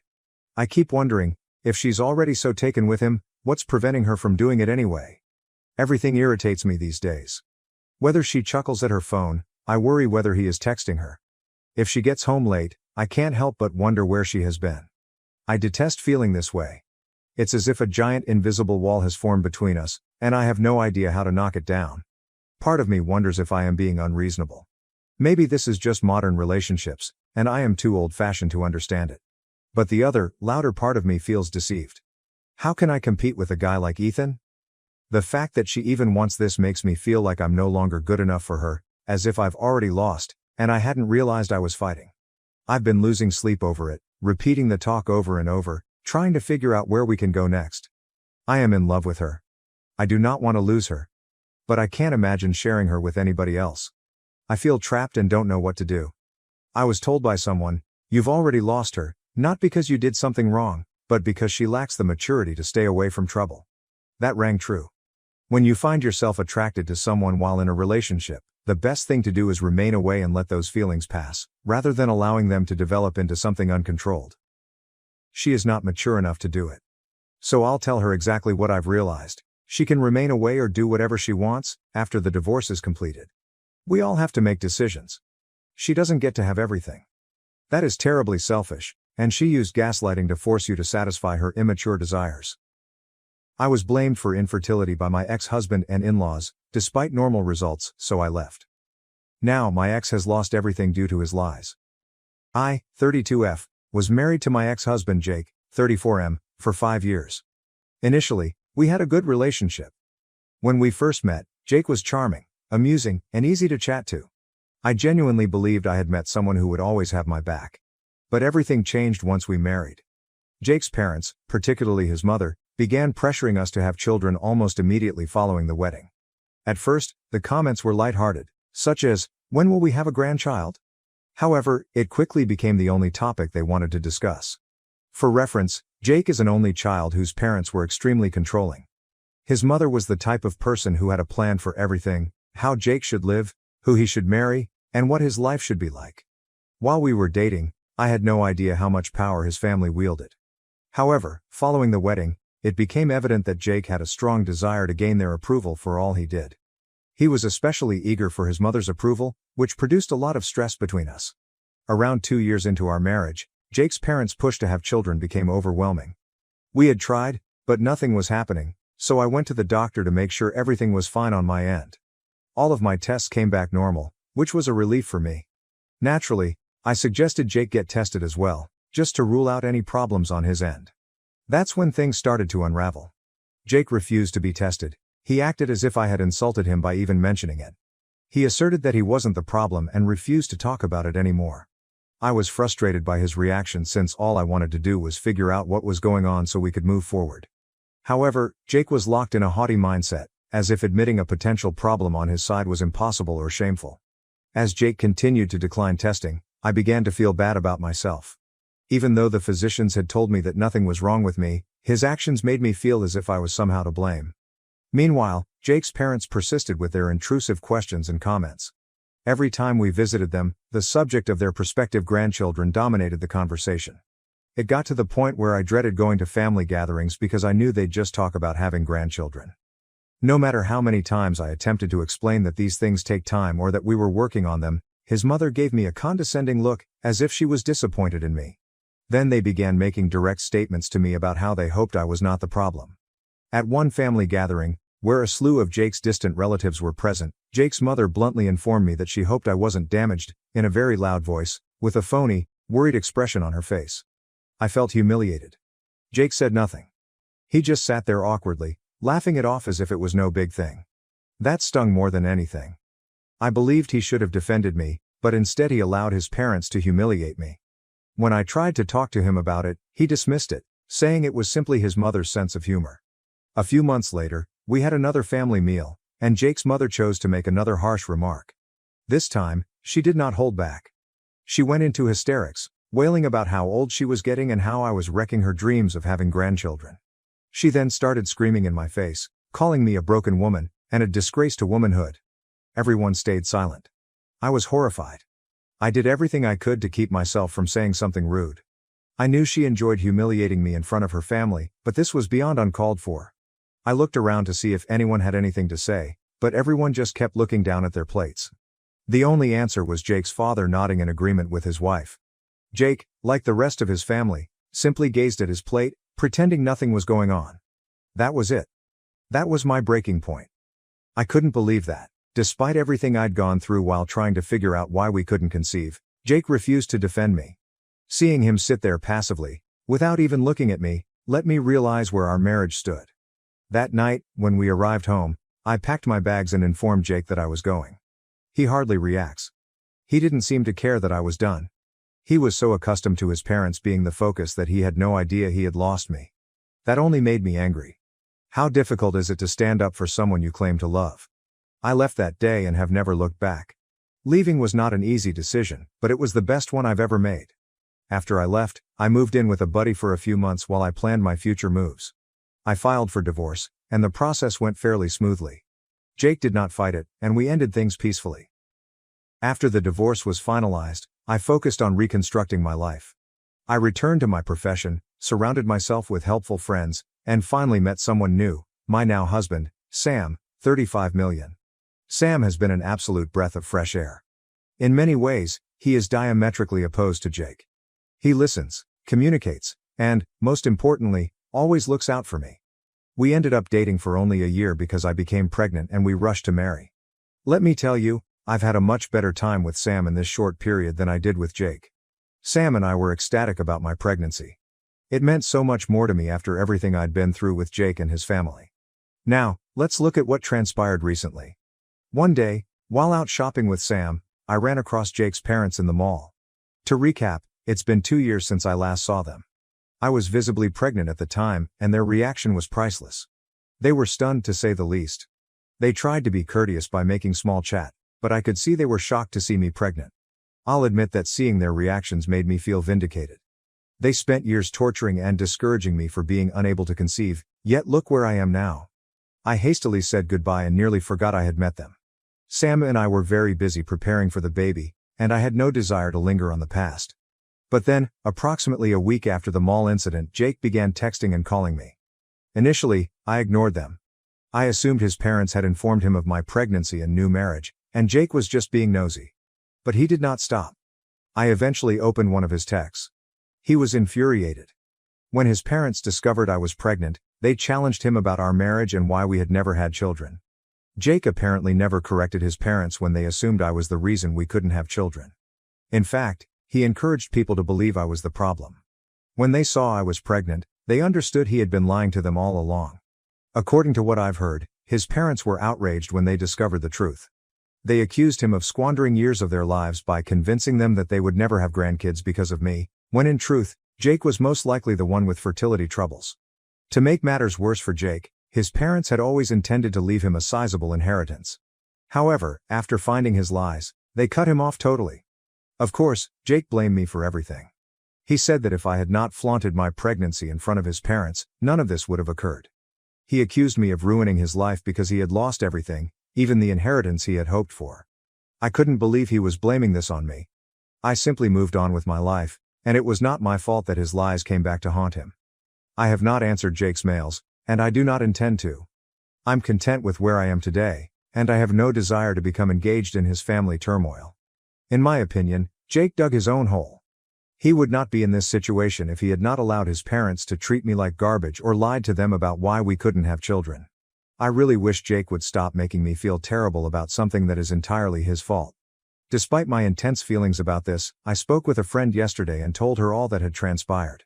She told me I was wrong to leave Jake like that and that I should have pushed him harder to complete the examinations. She also claimed I should not have spoken with Jake's parents and that it was petty of me to do so. I mean, I can see how I was being petty. I never wanted to hurt Jake. I must say, however, that Jake being punished for his falsehoods is a pleasant bonus. Anyway, my husband told me that anything my buddy claimed was false, but I can't help but wonder if there was some truth to what she said. So, am I an asshole, AITA, for leaving my ex-husband after his family labeled me broken? And am I wrong not to feel sorry about him losing his inheritance? Update 1. Escalation and desperation. Okay, so things have grown much more complicated, and I really need to vent. After I posted my original story, I assumed that was the end of it. But oh boy, was I mistaken. Jake has been blowing up my phone non-stop. I blocked his number, but he then began texting me on social media. I also blocked him there, but he kept creating new accounts just to reach out. He even began phoning from several numbers. I did not respond to any of it, but the texts grew increasingly frantic and angry over time. At first, he was simply blaming me for damaging his connection with his parents. But now he's gone over the deep end, claiming I owe him since I took away his future. He insists that if I had stayed with him, none of this would have occurred. It's really exhausting. Some individuals in the comments on my initial post agreed with my buddy and questioned why I didn't push harder to persuade Jake to take fertility tests. So let me be clear. I tried. I truly tried. But every time I offered it, Jake would shut me down entirely. He acted as if I had betrayed him simply by bringing it up. He refused to speak to me for days after I inquired about the tests. I tried everything I could to be patient, but there's only so much you can do when someone is so stubborn. I eventually realized I couldn't force him to do something he didn't want to do, so I had to let it go for my own sanity. Some individuals have also accused me of being selfish for displaying my pregnancy in front of Jake's parents. Look, I hadn't planned to run into them. I was just out shopping with my spouse, minding my own business. I wasn't seeking for them specifically to rub my pregnancy in their faces. However, I'd be lying if I said it didn't feel great to see their astonished reactions. I experienced what I can only describe as a nightmare, with them continually belittling me, making me feel broken, and blaming me for everything. So, yeah, it felt nice to demonstrate that I wasn't the problem or broken, but I wasn't trying to upset Jake or make any drama. All I wanted was to enjoy my life. I viewed our interaction as a fun boost to my self-esteem. Jake has pushed things to a whole new level. He didn't simply message me. He found out where I live. I have no idea how he found my address, and I am afraid. He arrived at my residence 2 nights ago. He hammered on the door for at least 15 minutes, wanting to speak with me. Fortunately, my husband Sam was home and promptly instructed him to leave. Jake refused, claiming that he only wanted to explain himself, but Sam quickly shut that down. He warned Jake that if he didn't leave, we would contact the cops. Jake eventually backed down, but not before shrieking that I had wrecked everything for him. It was quite terrifying. I can't help but fear that if I let things continue unchecked, he'll do something even more insane. Many people asked me how I discovered Jake had lost his fortune. Fortunately, I didn't learn all of the specifics straight from him. From what I've gathered from his angry messages, it appears that his parents feel completely betrayed. They were enraged when they found that the reason they never had grandchildren wasn't because of me, but rather Jake himself. They believe he lied to them for years, convincing them that I was the problem. Because their whole attention was on having grandkids, they thought Jake no longer deserved the inheritance they had intended to leave him. According to my understanding, they have now completely cut him off, both emotionally and financially. Jake is heartbroken by this, which I suppose is why he's pursuing me so aggressively. I do not feel bad about him losing the inheritance. I mean, what was I meant to do? Stay in a terrible marriage so his parents don't find out the truth? That is not on me. Jake made his own decisions. He could have told his parents the truth at any time, but instead he allowed them to mistreat me and never defended me. So, no, I don't feel sorry for what happened to him. If anything, it seems like karma is finally coming up with him. However, I have to admit that I am a little nervous. Jake's behavior is becoming increasingly unpredictable. My spouse and I are already discussing taking extra precautions in case Jake turns up again. We've considered placing cameras around the house and even obtaining a restraining order if he doesn't back down. I want to believe that he will ultimately give up, but something tells me that he will not let this go easy. He seems to be spiraling out of control, and I have no idea what he's going to do next. So, that's where things are right now. I believe this chapter in my life was over, but Jake had other intentions. I simply hope he quickly sees that I am not to blame for his difficulties. All I did was move on with my life, and to be honest, I am happier than I have ever been. I simply want to be left alone so I can enjoy the life I've created with my husband and our upcoming baby. I'll keep you posted if anything more happens, but for now, I'm hoping Jake gets the word and leaves me alone. If not, I suppose we'll have to escalate the situation and engage authorities. Hopefully, that does not happen, but who knows at this point. Thank you to everyone who responded to my first post and offered suggestions. It made me realize that I wasn't crazy for leaving Jake or feeling the way I do now. I'll report again if anything changes, but for now, I'm just trying to keep focused on the future and avoid letting Jake's bullshit drag me back into the past. Update 2. Hello, everyone. I didn't expect to be back with another update so soon, but things have taken a wild turn. After my last update, I assumed Jake would finally leave me alone. I mean, even showing up at my place was already a step too far, right? To Jake, that was insignificant. Instead, he's devised a new strategy, which is just as crazy as it sounds. After Sam, my husband and I made it obvious that we did not want Jake anywhere near us, he began bombarding me with messages again. Instead of being upset and blaming me for everything, Jake's demeanor improved dramatically. Suddenly, he begged me for assistance.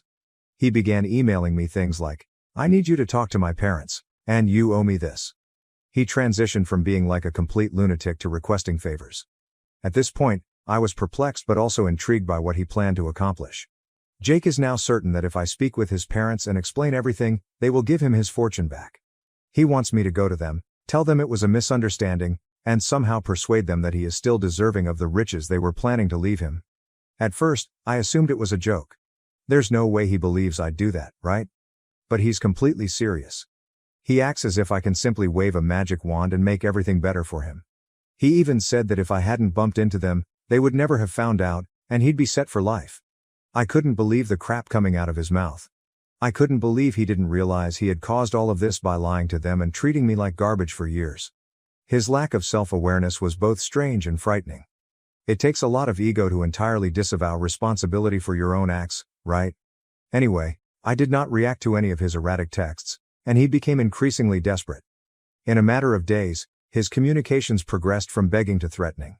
He said things such as, "If you don't help me, I'll make sure everyone knows you're a liar, and you'll regret this." This is ridiculous.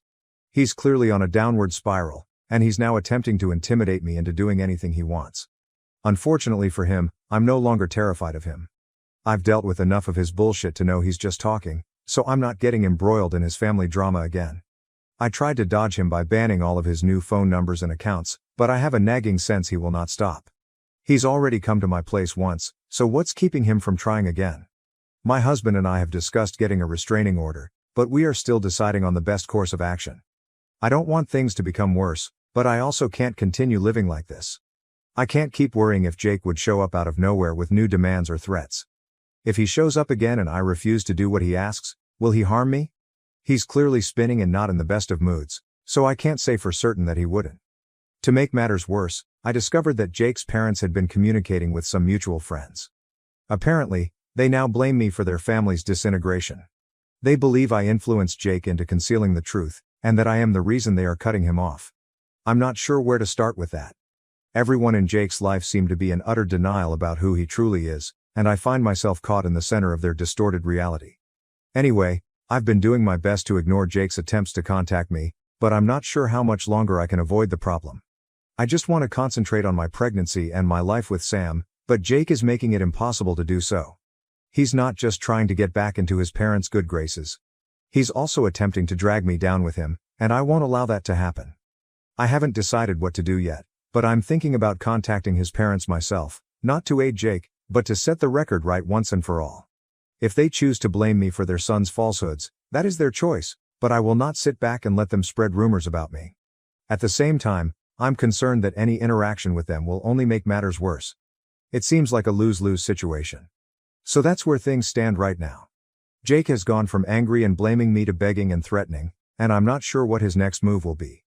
I just hope he realizes I'm not going to aid him and backs off before things spiral out of control. I'll keep you all posted if anything else happens, but for now, I'm just figuring out my next steps. Thank you for your continued support. I never anticipated this problem to escalate so quickly, but it helps to know that I'm not alone in coping with it. I'll update again if Jake does anything else, which, let's be honest, he most likely will. Update 3. Hello, everyone. I have some bad and good news. The terrible news is, this will be my final update. I know many of you have been quite invested in my story, and I am grateful that so many of you have been checking in on me on a daily basis to see that my baby and I are safe. As for the good news, I'm finally free of Jake. After Jake's latest round of begging and threatening, I was beginning to worry. Sam, my husband, and I had been talking about moving for a long time, and with everything going on, we decided it was the right moment to go out of town and start over somewhere far away. We located a new apartment in a completely different state, packed up our belongings, and departed without telling anyone where we were going. I was just finished with the drama.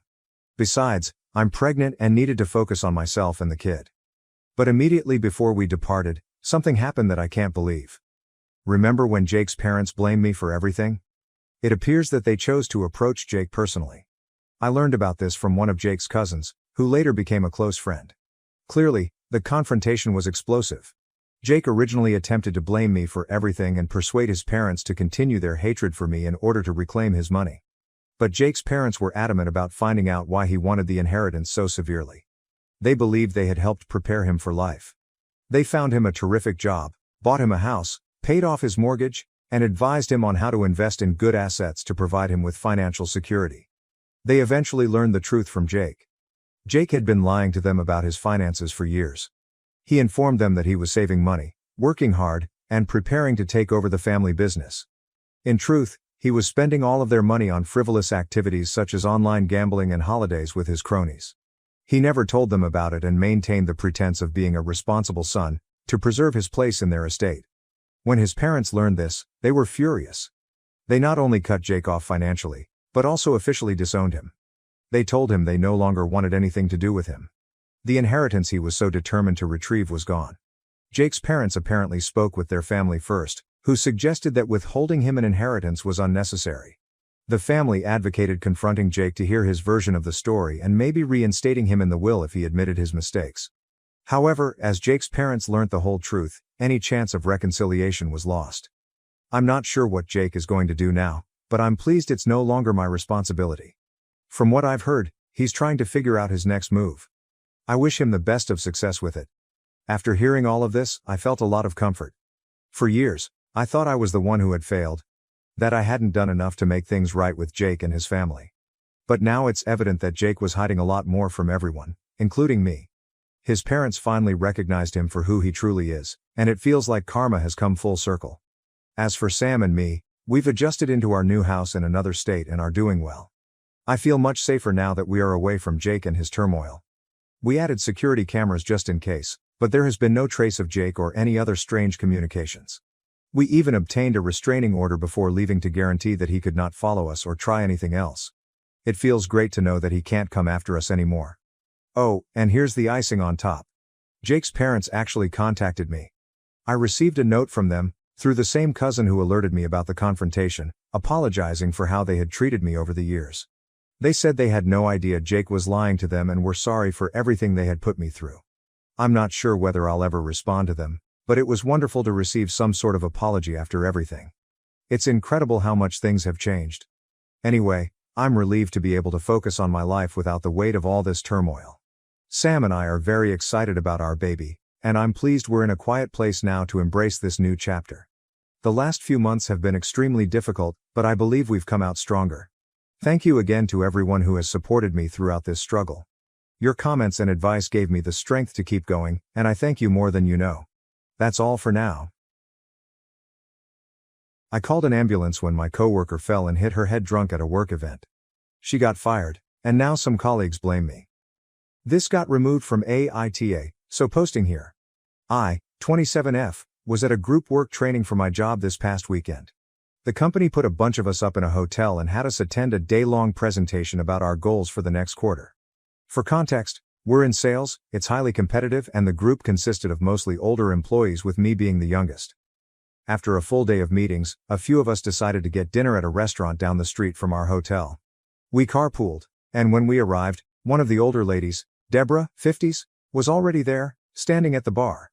We invited her to join us for food, but she declined, and we moved on with our night. I had 2 beers with dinner, so I'm not judging, but as we finished our meal, it became clear that Deborah was plastered. She was stumbling even though the ground was level and slurring pretty badly. As we left, Deborah came outside with us and reached for her keys. I immediately stopped her and said I'd drive her back to our hotel. She agreed, but as she went to grab the passenger door handle, she missed and fell straight back onto the pavement, hitting the back of her head. I don't mean to be gross, but it sounded like someone dropped a carton of eggs. I checked, and not only was she passed out, but she was bleeding from her head. Everyone panicked, and I grabbed my phone to call 911. One of the younger guys stopped me and said, "Help me get her in the car. We'll get her room key out of her purse and just put her in bed." I was bewildered and said, "But she has a head injury. She's bleeding? What if she cracked her skull? I'm no doctor, but if you go to sleep with a head injury, don't you not wake up?"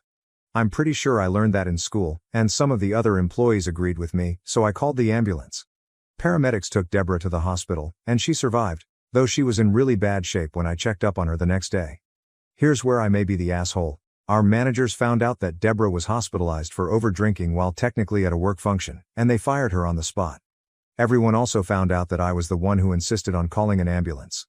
The older employees are all saying I did the right thing and that she could have died, but the younger ones are calling me a snake and saying I got her fired on purpose because she was competition. Comments. Comment 1. NTA. Better jobless than dead. You did exactly right, I stand corrected. Spelling matters reply. I'm sure the co-workers giving OP shit would have also given her shit if she didn't call the ambulance and the co-worker died. She did the right thing for sure. If they'd dragged her back to the hotel, put her to bed, and she died overnight, they'd be fired and arrested. OP saved everyone's ass. This actually happened to a friend. He got an offer letter just after we graduated, was treating his friends to food and drinks, drove drunk on a bike, and crashed, hit his head. There were no superficial injuries, and the friend who was on the bike with him was also drunk, high. So they decided not to take him to a hospital, and took him to his apartment to sleep it off. He never woke up. Gone for good at 22, my friend's entire family was looking forward to him working. They were lower income class, both parents disabled. He was looking forward to being their support system. Don't drive drunk, for your sake and others. And if you ever suffer a head injury, go straight to ER. My roommate is trying to sublease her room to someone I have a restraining order against. I need help. Original post. When I was a freshman in college, a guy named Pete, 21 million, name changed, began harassing me to date him. I refused over and over again, and it ended with him ripping my shirt off at a party to try to touch my breasts. I filed a police report and Pete was found guilty of assault. I have a 1,000-foot restraining order against Pete. Fast forward to this week, and my roommate Shelley needs a subletter to take over for her while she studies abroad for the summer. She didn't know she was leaving until 2 weeks ago and has been looking for someone to take over since then. She found Pete on CL and asked me if I approved. I showed her my court documents, but Shelley claims she can't find anyone else to take over and that I will have to deal. We got into a heated argument and she just left the apartment. This morning, Shelley texted me that Pete would be moving his stuff into the apartment today. I called the police, but Pete hasn't shown up yet, so they can't do anything. Shelley also says she will be staying for the remainder of the week. The lease says that she can move whoever she wants in without my permission. Same goes for me, but there's still the issue of the restraining order. The landlord told me that it was between Shelley and me to figure out. We both have 1-year leases that expire in December with the same terms. TL, DR. Roommate is trying to sublease your apartment to a man I have a restraining order against. She told me to deal with it. Landlord and cops haven't done anything about it. Relevant comments. Comment 1. Is Pete aware that you're the person he'll be sharing the apartment with? You might want to let him know that you'll be calling the police if he sets foot in the place. Oop. Pete is aware that I'm the roommate because Shelley posted the ad with a photo of us both, without my permission. I already promised I would be calling the police, but Shelley is locked in her room and refuses to listen to me. I'm chilling by the door with 911 already pre-dialed. Comment 2. I agree with the consensus of calling the police the moment he arrives. Has he actually signed anything, like a sublet agreement? If so, he'll probably be on the hook to pay for an apartment he can't legally step in. Also not a lawyer, but I can't imagine that attempting to enter a living arrangement with a person holding a restraining order doesn't negate the restraining order. The first question I would ask Pete if I were a cop judge is, why did you think you could live there without violating the order? OP. Shelley claims that Pete has already paid her for all 3 months in advance and that he signed a contract with her. I told her that her contract does not override my restraining order, but she basically put her hands over her ears to drown out what I was saying. I plan on calling the cops the moment I see his car pull up, which is less than 1,000 feet. Shelley will still be here for the rest of the week, so I'm afraid this will escalate. Update. Hi everyone. Thanks for reading this update. I have added some extra details at the beginning to better explain what happened. Things took some M. Night Shyamalan twists. Details: Shelley and I were not close friends. We were simply roommates with our own separate bedrooms and a connecting kitchen living space. I have only known her since last December when we originally signed our leases. We have hung out, but the only real connection we had is that she likes anime, Japan, and I am Asian. The Craigslist ad that Shelley posted didn't have a photo. It turns out that she had used a generic photo of the two of us in an ad on our college's Facebook page, but Shelley took it down before I got a chance to take a screenshot. Actual update. After I made my Reddit post, Shelley was locked in her room for 3 hours. I tried to talk to her, but she wouldn't come out of the room. She left her room to get food, and just walked past me as if I didn't exist. Everyone who I called told me that until Pete actually showed up, no crime was being committed, so I couldn't report it until then. I just sat by the door and window watching for Pete's car. This continued until early Saturday morning when Shelley woke up for her morning jog. I was still looking for Pete's car. I stayed up all night on the couch. Shelley tried to sneak out past me, but I woke up and blocked the door. I needed an explanation for why I was being forced to stay up all night waiting to call the police on Pete when she knew that I had a restraining order against him. Shelley's explanation was that the restraining order doesn't matter to her, that she has dealt with unreasonable people like me before, and that she has never listened to any restraining order before now, so why should she just for me? The more I listened, the sicker I felt. Shelley basically admitted to me that she is a cunt. I told Shelley that she was a real piece of work and that I was going to maintain my watch for Pete and that I would contemplate taking legal action. She told me that whether I liked it or not, she was done looking for subletters and that it was my problem. I told her to get out and go for her jog, and she left and came back a bit later and locked herself in her room again. Sometime around noon, I had accidentally fallen asleep because I had been awake 36 plus hours at that point. I woke up and saw Pete helping Shelley move her stuff into her car. I didn't see him in the apartment, but he was helping her in the parking lot. I immediately locked them both out and called the police. Shelley and Pete came to the door again, and when Pete saw it was locked and when he saw me watching from the window, he blew up at Shelley. He started to ask her why I was in the apartment and why Shelley didn't tell him that I was the roommate. He demanded his money back and I could hear them screaming at each other through the door. The cops showed up, handcuffed Pete and Shelley. I told them my story and Pete said he had text messages and emails to back himself up. The cops checked his phone, saw texts from Shelley saying along the lines that her roommate wouldn't care about XYZ because he was a chill guy. Pete had posted his own ad looking for a male roommate. That's right, Shelley is a liar too. The cops released Pete because he had proof that he didn't know it was me. I'm okay with this because I saw the emails, texts too. Shelley was charged with disorderly conduct and her mom came to get her. Sunday evening, Shelley and her mom come back to the apartment to finish packing for her study abroad. Shelley made some snide remarks about me, definitely going roommate hunting to find her a subletter as I said I would. I ignored her. Shelley left for her plane this morning. You know the good thing about separate leases? I am only liable for my rent, not hers. So I'm going to sit on my butt for the rest of the summer while she gets evicted for lack of rent payment. TLDR. Pete had no clue it was me. Shelley got arrested. She thinks I'll find a subletter, but I'm going to let her get evicted. Relevant comments. Comment 1. Sounds like a crappy situation all around, but it also sounds like Pete didn't know, and now that he does, will not be back to bother you.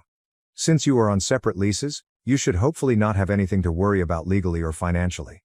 Let Shelley deal with those issues herself, she brought them on herself. A quick question, if she does fail to pay, could you in any way get kicked out, or are you pretty much in the clear? Either way, good luck, your roommate is immature and deserves the consequences of whatever happens to her in this situation. OP. Our leases explicitly say that we are only liable for our individual portion of the rent, so I'm in the clear. And Pete really didn't know about me being there. That's how much of a bitch Shelley is to let a man get arrested over something so stupid. And thanks. Comment 2. I mean, what did she think was gonna happen? On top of the shameless assholery, Shelley sounds like she's missing a few marbles. Oop. I think that what happened was that Shelley was focused only on going abroad and not focused on her own actions. She couldn't find anyone, so as soon as she found someone she thought problem solved, and ignored the problems until I called the police.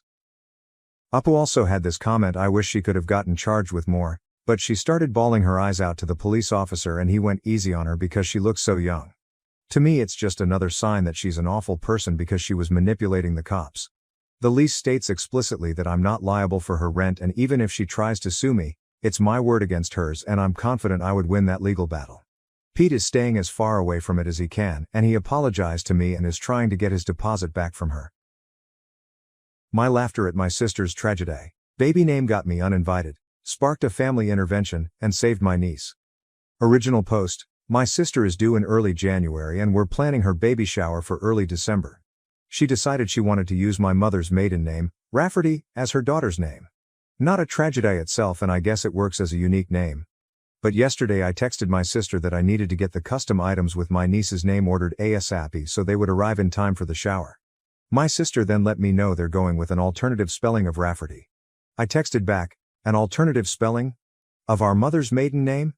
My sister wants to spell it Rayfarty. So I sent back a bunch of laughing emojis and she asked, what's so funny? I tried to explain that no one will pronounce that as Rafferty and she'll probably get plenty of the same mispronunciations. She told me I was being ridiculous. I texted back, "My poor niece, little Miss Farty Ray?" I was uninvited to the shower and my mom told me today my sister doesn't want me as the godmother anymore. But, Ray Farty is really bad, isn't it? Someone needs to tell her, right? Some of OOP's comments Josh, top comments, Barge G. Yup, it's Ray Farty, no matter what sis wants to believe. Oop. Thank you. Balloon Ship, Ray Farty. MGM, expected release 2025. A hard-boiled detective living and working in the heart of Pittsburgh's Sulphur District is tasked with investigating the theft of 12,000 durians. In an unexpected twist, the alleged mastermind of the crime, the CEO of Chipotle, was also Ray's high school chemistry teacher. Oop. OMG. I needed this? Estamos ready. That's terrible, she is going to hate her name. Out of curiosity, how old is your sister? Oop. My sister is 26. We both have fairly plain names and my sister was always jealous of people with more exotic names. She told my mom that spelling it Ray Farty will be obvious that it's pronounced Rafferty, but it makes it look more girly. I mean, yeah, girls fart too. Happy Big 3297, Rafferty comes under the category of names I wouldn't use. Not a big fan of surnames as first names, but which I can see tick some boxes that would make them appealing to some people. Honors your mom, sounds gender neutral, could use the nickname Raf. Ray Farty comes under the category of names that sound like jokes. No wonder you laughed. Do what you can to dissuade her, everyone's going to pronounce it as Farty. Oop, I agree, I wouldn't use it myself, but I get that it honors my mom and her family and it's not too out there. Thank God my mother wasn't born a Lewandowski, no offense to the Lewandowskis out there. My mom is mildly annoyed. She wants to honor her last name but totally respell it. But my mother's opinion is that it's my sister's child and no one but she and her husband really have a say in the name. Apparently my sister insists everyone will understand it as Rafferty and not Ray Farty, SMDH. What about BIL? I texted him last night to ask if he knew about the colorful respelling. Surprise, surprise, he hates it and immediately thinks Ray Farty, too. But he doesn't know how to approach it because my sister's pregnancy has been increasingly emotional and he's already walking on eggshells. Update post. I don't know if updates are allowed here, but here it is and sorry it's long and I've been having a hard time submitting it. Is there a character limit? I'll try posting some and put the rest in the comments. So we had an intervention on Ray Farty. I know everyone said to send a link to the original post to my sister to show her that 103% of the global population would call her daughter Ray Farty and that would be the easiest thing to do, but some commenters said some pretty gnarly things about my sister that she doesn't need to read and feel worse about herself. But I wanted to address a few things that came up. First, for those saying I shouldn't bother paying for the baby shower anymore, I had no plans to not continue to pay and help out. Disagreements and fighting aside, I love my sister and want her to go into motherhood filled with love and support, regardless of whether she wants my support or attendance at the event. Second, my sister's husband was made aware of the spelling change of Rafferty to Rayfarty about a month before my original post. He said he didn't think much of it until he saw it written down and immediately saw it as Ray Farty, too.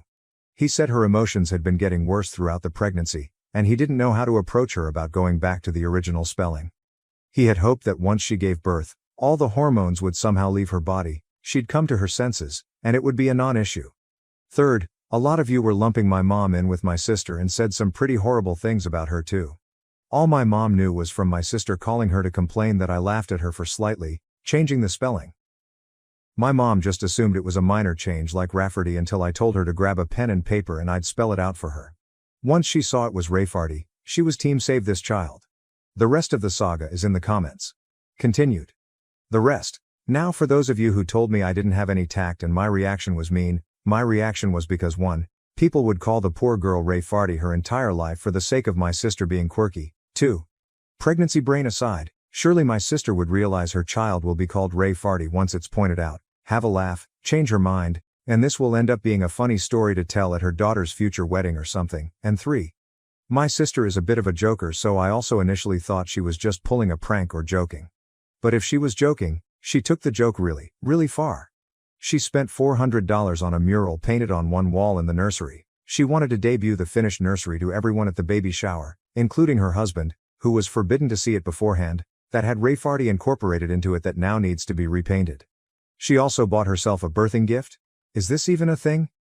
She'd have my brother-in-law present to her in front of everyone at the hospital. A 900 plus gold bracelet with R, A, E, F, A, R, T, and Y charms. The baby book also has Ray Farty embroidered on the cover. I contacted my sister's best friend Katie, not her real name, if my sister has told her anything about the spelling change. She found out about Ray Farty after the blow-up with my sister, as my sister wanted to get Katie on her side. Katie, who's a teacher, was equally horrified about the spelling and told me this is the worst attempt at a creative name she's ever seen. The intervention of sorts, the Farty Party, if you will, included me, my sister, her husband, his mother and father, my mother and Katie. My sister refused to believe anyone could possibly see Ray Farty as Ray Farty, and that we were just mad that she was taking creative license and that everyone does that nowadays. My sister said children are not that cruel to bully her daughter for her name, and Katie said plenty of kids are cruel enough and the others would join in so they're not singled out themselves. My sister countered that as long as all the adults are pronouncing it correctly that it'll be no problem, and Katie told her that not only would the adults not know how to pronounce it to begin with, but that as long as fart is in the name, kids will latch right onto that. I was happy Katie was there because she's shared interesting names her students have had over the past few years, so I knew her opinion on this would probably be the only one to sway her. My sister cried for about 10 minutes and finally agreed to entirely change the name because even Rafferty was tainted because we had all ruined it for her. We told her to take her time to consider a new name. She told us she still wanted to honor my mother, and she suggested she'd combine my mother's first name with her mother-in-law's name and created a name on the spot that included a crass term for a lesbian. When my mother pointed that out, she started crying again and accused us of not letting her be a mom, and her husband suggested we leave it for now and we should all go and give her space. It's been radio silence until my sister texted me a couple of hours ago that she and her husband landed on Theodora and she is absolutely in love with it. She even decided my unborn niece looks like a Theodora in the ultrasounds. She got those creepy 3D ones done where every baby looks like the same copper potato. I replied that that was lovely and that I'm so happy she's happy. It's not my taste, but at least it's not Theodora or some crap like that. So there you go. My niece has been saved from being called Ray Farty. I'm invited to the baby shower again, and I know this is just a little blip with my relationship to my sister and we'll be fine, but Katie will be taking over as godmother, which is fine by me. I can always be godmother to their next child, who will probably be named something like tiramisu. Thank you all for seeing the same thing I did and letting me know stopping Ray Farty from coming into existence was the right thing to do. Some of Ope's comments. Commenter. She also bought herself a birthing gift. Is this even a thing? She'd have my brother-in-law present to her in front of everyone at the hospital. What the actual fuck? Silly name aside, what is this? Some kind of social media fueled, look at me and how wonderful I am to get a gift as a reward for giving birth. This feels very tacky to me. The whole push present concept gives me the ick. Oop. I agree. I've never heard of this before and it seems crazy. But also, if I ever ruin my body and push out a watermelon, I'd kinda want a reward too, though. Commenter. Pretty please tell us the amalgamation of her mother and MIL's names. Ope. There's probably no anonymity left on this situation, so here it goes. My mom is Leslie. Sister's MIL is Yvonne. The name was Les Yvonne. Pronounced Les Yvonne, like my niece is the lesbian baroness of some German village. I'll have the staff prepare the Birkenstocks for Les Yvonne Fartenberg's arrival. New update post. Title, Ray Farty has made it to the party. I don't know if you remember my post from a few weeks back about my sister wanting to name my niece Rafferty, pronounced Rafferty and not at all like Ray Farty. My niece has been born 2 weeks earlier than expected, but she is healthy and home now. When my sister first held her, she said, "She's so adorable," and got an idea. She wanted to change from Theodora to Theodorable. Thankfully my BIL put his foot down. He did give her carte blanche on the middle name. When it was supposed to be Rafferty, they went with Rose to counterbalance Rafferty being different. Now that Theodora was the normal name, and because my sister just cannot not be extra, she chose Jacksonville. Theodora Jacksonville. A Ray Farty Rose by any other name would smell as sweet. We are not from Florida. BIL is not from Florida. I don't think my sister's ever been to Florida, much less to Jacksonville. I asked her how she came up with it and she said she always liked geographical names, which is news to me because I specifically remember a conversation about names months ago and she said she hated when parents name their kids place names like Camden or Brooklyn because they're trying way too hard. But you do you, Ray Farty's mom. Also, our city has a pretty sizable Polish-American population and people will certainly try to pronounce it like it's a Polish last name, but at least the craziness is confined to the middle name. And there's no gas or slurs involved. Some of OOP's comments, that person you don't know, thanks for the update on Ray Farty. At least it's a middle name, And thank goodness Bill stopped the other craziness. Oh, props to my BIL this time around. He said the look on the nurse's face when my sister suggested the adorable was all he needed. LOL, capable box. 8785. The entire internet remembers Rayfordy. Your sister is a legend, but that middle name though, a full-on tragedy. Oop. When we heard the name, my mother warned me, let's not go through this again, it's just the middle name. So I behaved myself. Broadway Girl 27, does your sister understand the legacy she has created? Oh. A few people know about the post, but I don't think she does, or is too embarrassed to admit she knows. But she's not really on social media much except for Water Talk vids. Editor's note, Water Talk is people sharing recipes for like, flavored water. But sometimes no water is involved or it is a monstrosity posing as water. Curtis Connor did a video on it if you want to find out more, but regardless, it's certainly a more niche community. Miranda524. It has even made its way to TikTok. OP. Suli, she must know by now. Sorry not sorry, I did what I needed to do to save Miss Farty Ray. My best friend's fiancé confessed he loves me but still planned to marry her. I told her, she left him, and I'm helping her move on. My best friend and I have always been close, and I adore her. We're really open and honest with each other, about as close as two people can go without being romantically attached. We're even joking that we're wives, because we're so close. Because of her fastidious personality, we have already discussed random circumstances and how we would like the other to approach them. For example, if a guy asked one of us out, how would the other react? Or if we both developed affections for the same person. We've even discussed what would happen if one of us died. One of these situations involved the dreaded, if I had a boyfriend and he had feelings for you issue. The possibility of this happening has arisen several times over the years, with varied degrees of concern. We both thought that would be terrible, but we couldn't agree on how to deal with it. I've always claimed that I'd want to know regardless of the circumstances, but she insisted on not telling me. She has been adamant about this every time it comes up, regardless of how I phrase or change the circumstance. She made it abundantly apparent that she would never want to know. About 3 years ago, my best buddy began dating a guy. He was already a loose member of our friend group, so we both knew him. I didn't think much of him at first. He appeared cool, courteous, and respectful. He gradually grew more integrated into our group, and he got along with everyone. The guys in the group liked him, the girls were excited for my closest friend, and, most importantly, she was overjoyed. She had always wanted to be in love, and he seemed ideal for her. He treated her and everyone else with great respect. He and I got along great, but we never hung out one-on-one. Our conversations were primarily limited to small talk about music, work, and other casual topics, which occurred in group situations. He made similar efforts to connect with the other members of the group, and I always appreciated that he was interested in her life and the people she was close to. I've always been the odd one out among our group of pals. I missed a few classes in school, so the most of my pals are significantly older than me, and I've always been the baby of the group. While most of us attended to the same institution, I've never been interested in dating. Though I've had interest from men, I'm a daydreamer who is obsessed with my profession.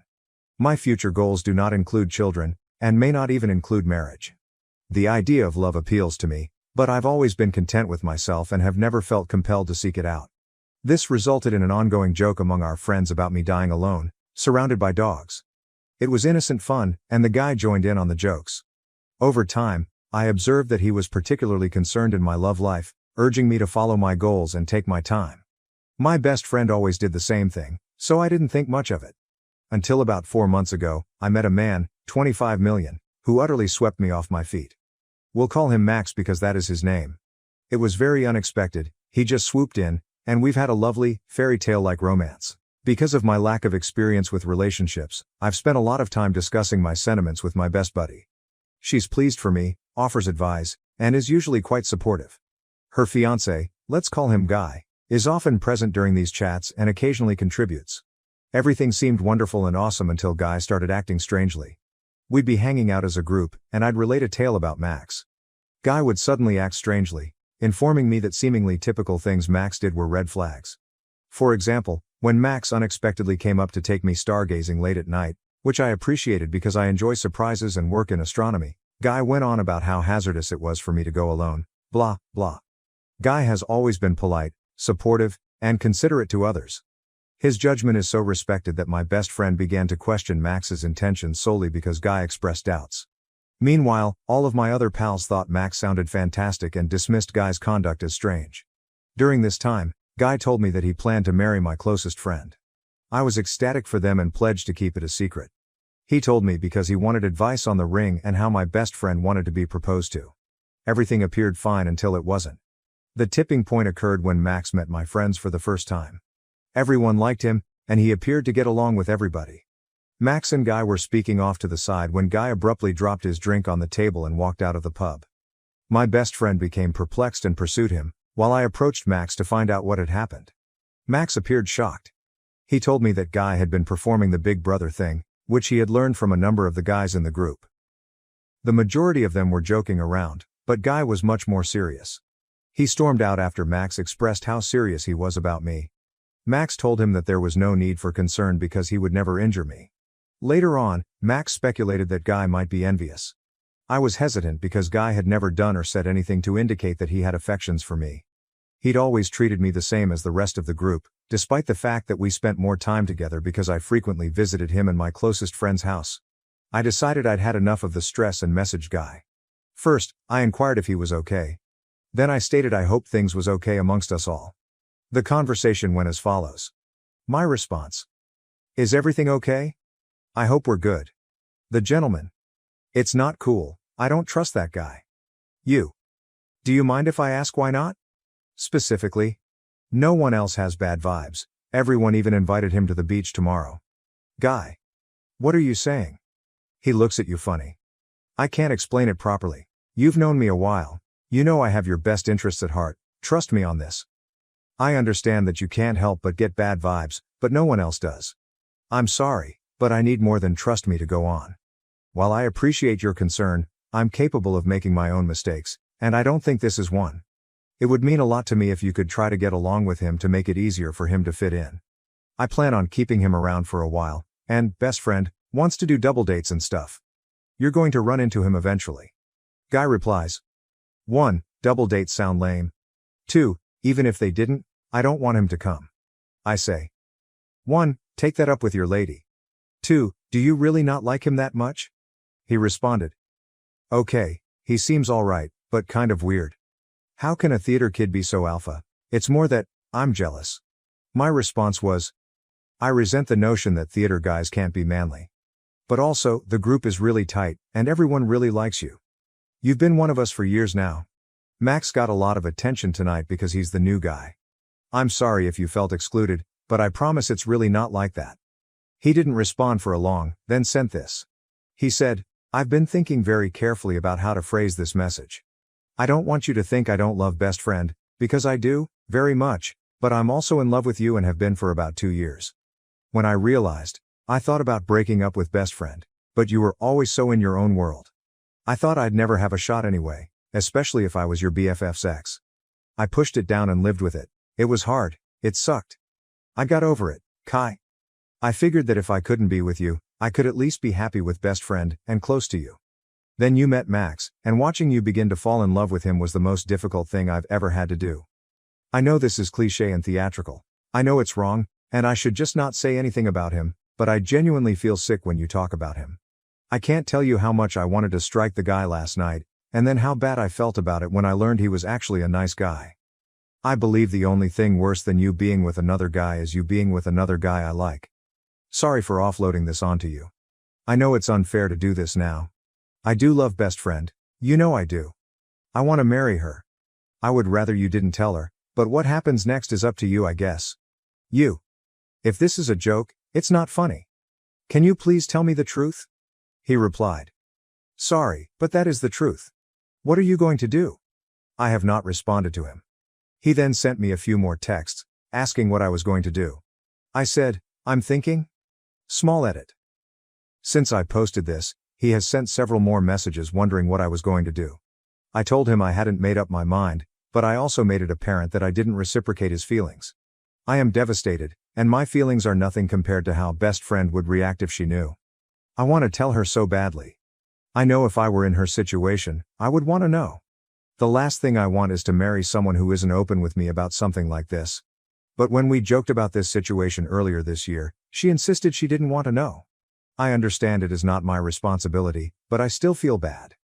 I'm wondering if I did anything to provoke Guy's reaction, and if I can even continue to pretend he never said anything. His affections have never been reciprocated. Max was with me when I received the message and has been incredibly supportive, albeit a little annoyed with Guy for obvious reasons. Send help. Summary. Best friend and Guy met 3 years ago. He fit right in with our group of friends, got along with everyone, and was overall a pleasant person.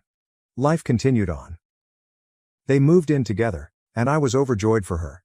He is everything she has ever wanted. Then I met what seemed to be my dream boyfriend. Everyone was pleased for me, except Guy, who became quite standoffish and strange about it. I don't think much about it. Guy wants to marry my closest friend and asks me for advice. Awesome. After Max and Guy meet for the first time, things quickly escalate. Guy begins messaging me that he is in love with me but wants to marry my best friend and only be in love with me in the shadows. His sentiments for me are not returned in the slightest. I need to discuss this Reddit. Should I tell her? Should I keep this to myself? I am upset at Guy. I feel dreadful. I feel terrible for my dearest friend. I'm not sure if I can face her in the eyes while she marries this person. I'm not sure I can let her marry him without her knowing all the facts. I'm overwhelmed. Please give me some advice. Update. Sorry, this will probably grow long. It does. There were many differing ideas on what to do, and many of you had very good reasons for your suggestions. However, there appeared to be a consensus. 1. This sucks, and there is no ideal answer, and 2. Everyone seemed to agree on the letter idea, which had been presented by a couple of people. The gist was that I should write a letter, add screen caps, and then give her the information. That way, she would have some control over whether or not she wanted to know. I have to admit that telling her there was something to know felt like I was forcing her to open it. But this is what happened. I made the envelope and went to her house while Guy was working, well, just to hang out. Typical things. Reddit, I'm not a bad actress, but this woman knows me very well. She answered the door for me and instantly asked what was wrong. To my everlasting shame, I burst into tears. It was quite pitiful of me and not great. Ugh. After I had collected myself, I began saying what I had been practicing in my brain. That was something we'd discussed a lot in hypothetical scenarios, and it had actually occurred. She'd always stated she didn't want to know, but I wanted to give her the option. I handed her the letter. Then, without even opening it, she started crying, which prompted me to restart. That was okay since the absurdity of us both standing in her living room crying all over each other made us giggle a little. Many others assumed she had noticed or understood Guy's feelings, and they were completely correct. But it gets crazier than that. I honestly cannot believe I'm describing this. It's simply odd. I do not know. My closest friend had assumed Guy had a harmless little crush on me, the kind that people in partnerships sometimes have. But when he didn't tell her about it, she began to feel uncomfortable. She did something she should not have. You know how it goes, she snooped. She snooped on his PC months ago and discovered a file with my initials buried among a slew of other documents. She went to get his laptop and handed it to me to read as she read my letter. Inside, he had written stories, similar to fan fiction, about the three of us living a poly relationship lifestyle as spouses. Some of it was sexual content, which, I think I would understand more if it had only been sexual fantasies. However, there were also really long records about our lives together. It also goes deep. There was a whole storyline about him attempting to persuade me to have children. I love them, but I don't have children, and everyone knows it. There were many stories of varying lengths. I didn't read them all. Instead, I browsed them with my mouth hanging wide. It's difficult to express. It was strange to read about myself like that. There were newer docs that my closest friend hadn't read yet. She went on to say that she didn't mind because she was in all of the articles as well. That reassured her of his love for her, but having me in their lives in that way was clearly not ideal for her. She was disturbed by the way he had spoken to me in the previous day's messages and those he had sent since. I asked her many questions, including whether she felt safe. She stated she did. When I asked her what she wanted to do, she stated she wanted to leave him.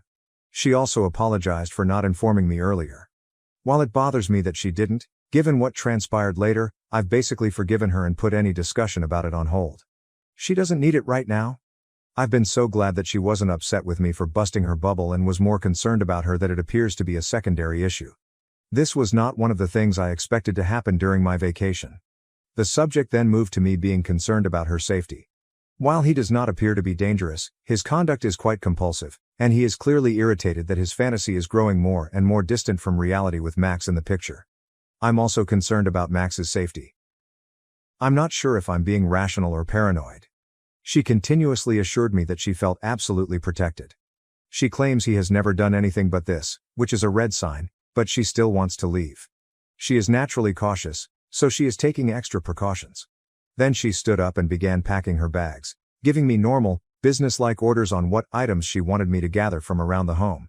She filled her suitcases, and I packed a box with her personal belongings. She then wrote a note to Guy stating that she no longer thought they should be together and that she would discuss it with him via messaging or in person a few days later in a public area. She assured me of the plan. This is when I may have done something wrong, I'm not sure. I have a pen drive on my keychain. I told her I needed to grab copies of the articles because, even if she doesn't believe it would happen, we need something to prove his compulsive behavior. She consented, and I now have a pen drive filled with stories and playlists about myself. My best friend and her ex, I'm not going to lie, I've been tempted to read the stories out of morbid curiosity, but I've managed to resist so far. We went to my apartment first to decide what to do next. Her feelings were understandably mixed. I then got a call from Max and filled him in. He advised we stay with him because Guy doesn't know where he lives. However, my best friend preferred to stay in a nearby motel. We paid for it with my car, and after I hovered nervously over her as she settled in, she finally declared she wanted to be alone. That is not uncommon for her when she is upset. I've been visiting her, and she's been messaging me the entire time. So I'm very certain about where her brain is, sad, but coping well given everything. Still, I can't help but be worried. I'll remain with Max till things settle down. Since approximately 5 p.m. That night, 2 nights ago, I received messages from Guy. They are the I just want to talk sort, not aggressive or anything. I was about to block him on everything, but my best friend persuaded me not to since she was concerned about his mental health. For the time being, I'm staying at Max's as a precaution. Guy has attempted to communicate with both me and her, but the only reaction he has received is to read the note she left him again. Finally, thank you to everyone who left a remark, especially those who wrote a lot, gave great advice, sent me good vibes, or PM'd me. You people were fantastic, and I appreciate all of your feedback.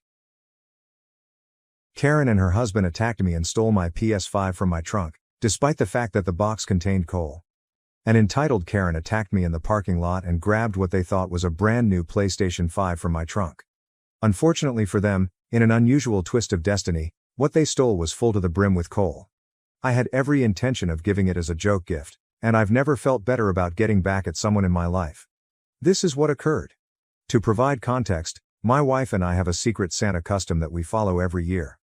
During the holidays, we look for a family in need or facing a difficult financial condition, and we offer holiday cheer by purchasing Christmas gifts for the entire family. We surprise them with the gifts on Christmas Day. This year, we chose a family with a young kid who was a straight-A student and desperately desired a PlayStation 5. I had planned to surprise him with it on Christmas Day.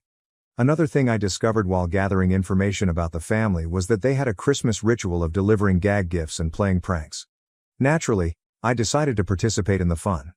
My plan was simple. In addition to the real PlayStation 5, I'd find a separate PS5 box and use it as a prank gift. I filled the box with charcoal, attached a letter that said "Psych" with a troll face, and made sure everything was safe by adding extra padding to keep the charcoal in place. After weeks of begging around, I located a friend who was ready to give me an empty PS5 box. I graciously accepted it and began to work on the gag gift. Now all that remained was to get the genuine PlayStation 5. This is where things took a surprising turn. I located a local gaming shop with one PlayStation 5 left in stock and went to buy it right away. On my way out of the store, I nearly hit an unpleasant, screaming woman and her husband. They surged by me, almost hitting me with the door, without even saying "excuse me." These people were quite disrespectful, but I decided to brush it off.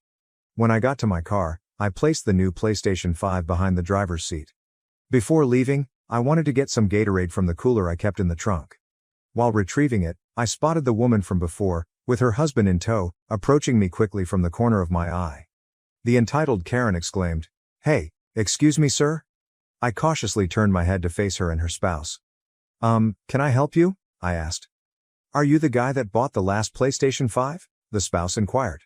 Silently loathing myself, I responded, "Yes, that would be me." This is entitled Karen stared at me and said, "Well, I need you to give me the PlayStation 5. We really need it." I replied, I'm sorry, but the PS5 is a charity gift for a Secret Santa that I'm doing. Karen responded. Well, how about you be a Secret Santa to our kids and give us the system? I firmly responded. Ma'am, I'm sorry, but I can't do that. Her spouse remarked. Dude, you can easily find another one at another store or a pawn shop nearby. Why don't you guys just do that? I countered. That's when Karen lost it. She began yelling, our time is valuable. We can't waste time looking around town for another one. I replied gently. I'm sorry, but a lack of preparation on your part is not my problem. Before I could finish, Karen interrupted me, saying, Oh, don't give me the BS. The spouse then replied, Okay, listen, I have $200 in my pocket. That's yours if you just give me the PlayStation 5. I informed him, it cost me $400. Karen, clearly agitated, snapped, For the love of God, just take the money. Before I could finish saying, Sorry, that's not going to happen, my spouse gave me an unexpected shove. I'm a bigger guy, yet this threw me completely off guard. The shove knocked me to the ground, sending my spectacles flying off my face. As I struck the ground, the spouse said, Grab the box. I dimly observed them reach into my car's trunk and remove the PlayStation 5 box. I scrambled to find my glasses and put them back on, just to watch the two of them speed across the parking lot to their car. I chased after them, but they were able to reach their vehicle and get inside before I could catch up. They rushed away as I stood there, filled with rage and disbelief at the audacity of what had transpired. A bystander approached to see if I was okay after the shove and offered to contact the police. I was so outraged that I decided to contact the police myself. I wanted to see if they could get the store to look through any CCTV tape for a license plate or anything beneficial.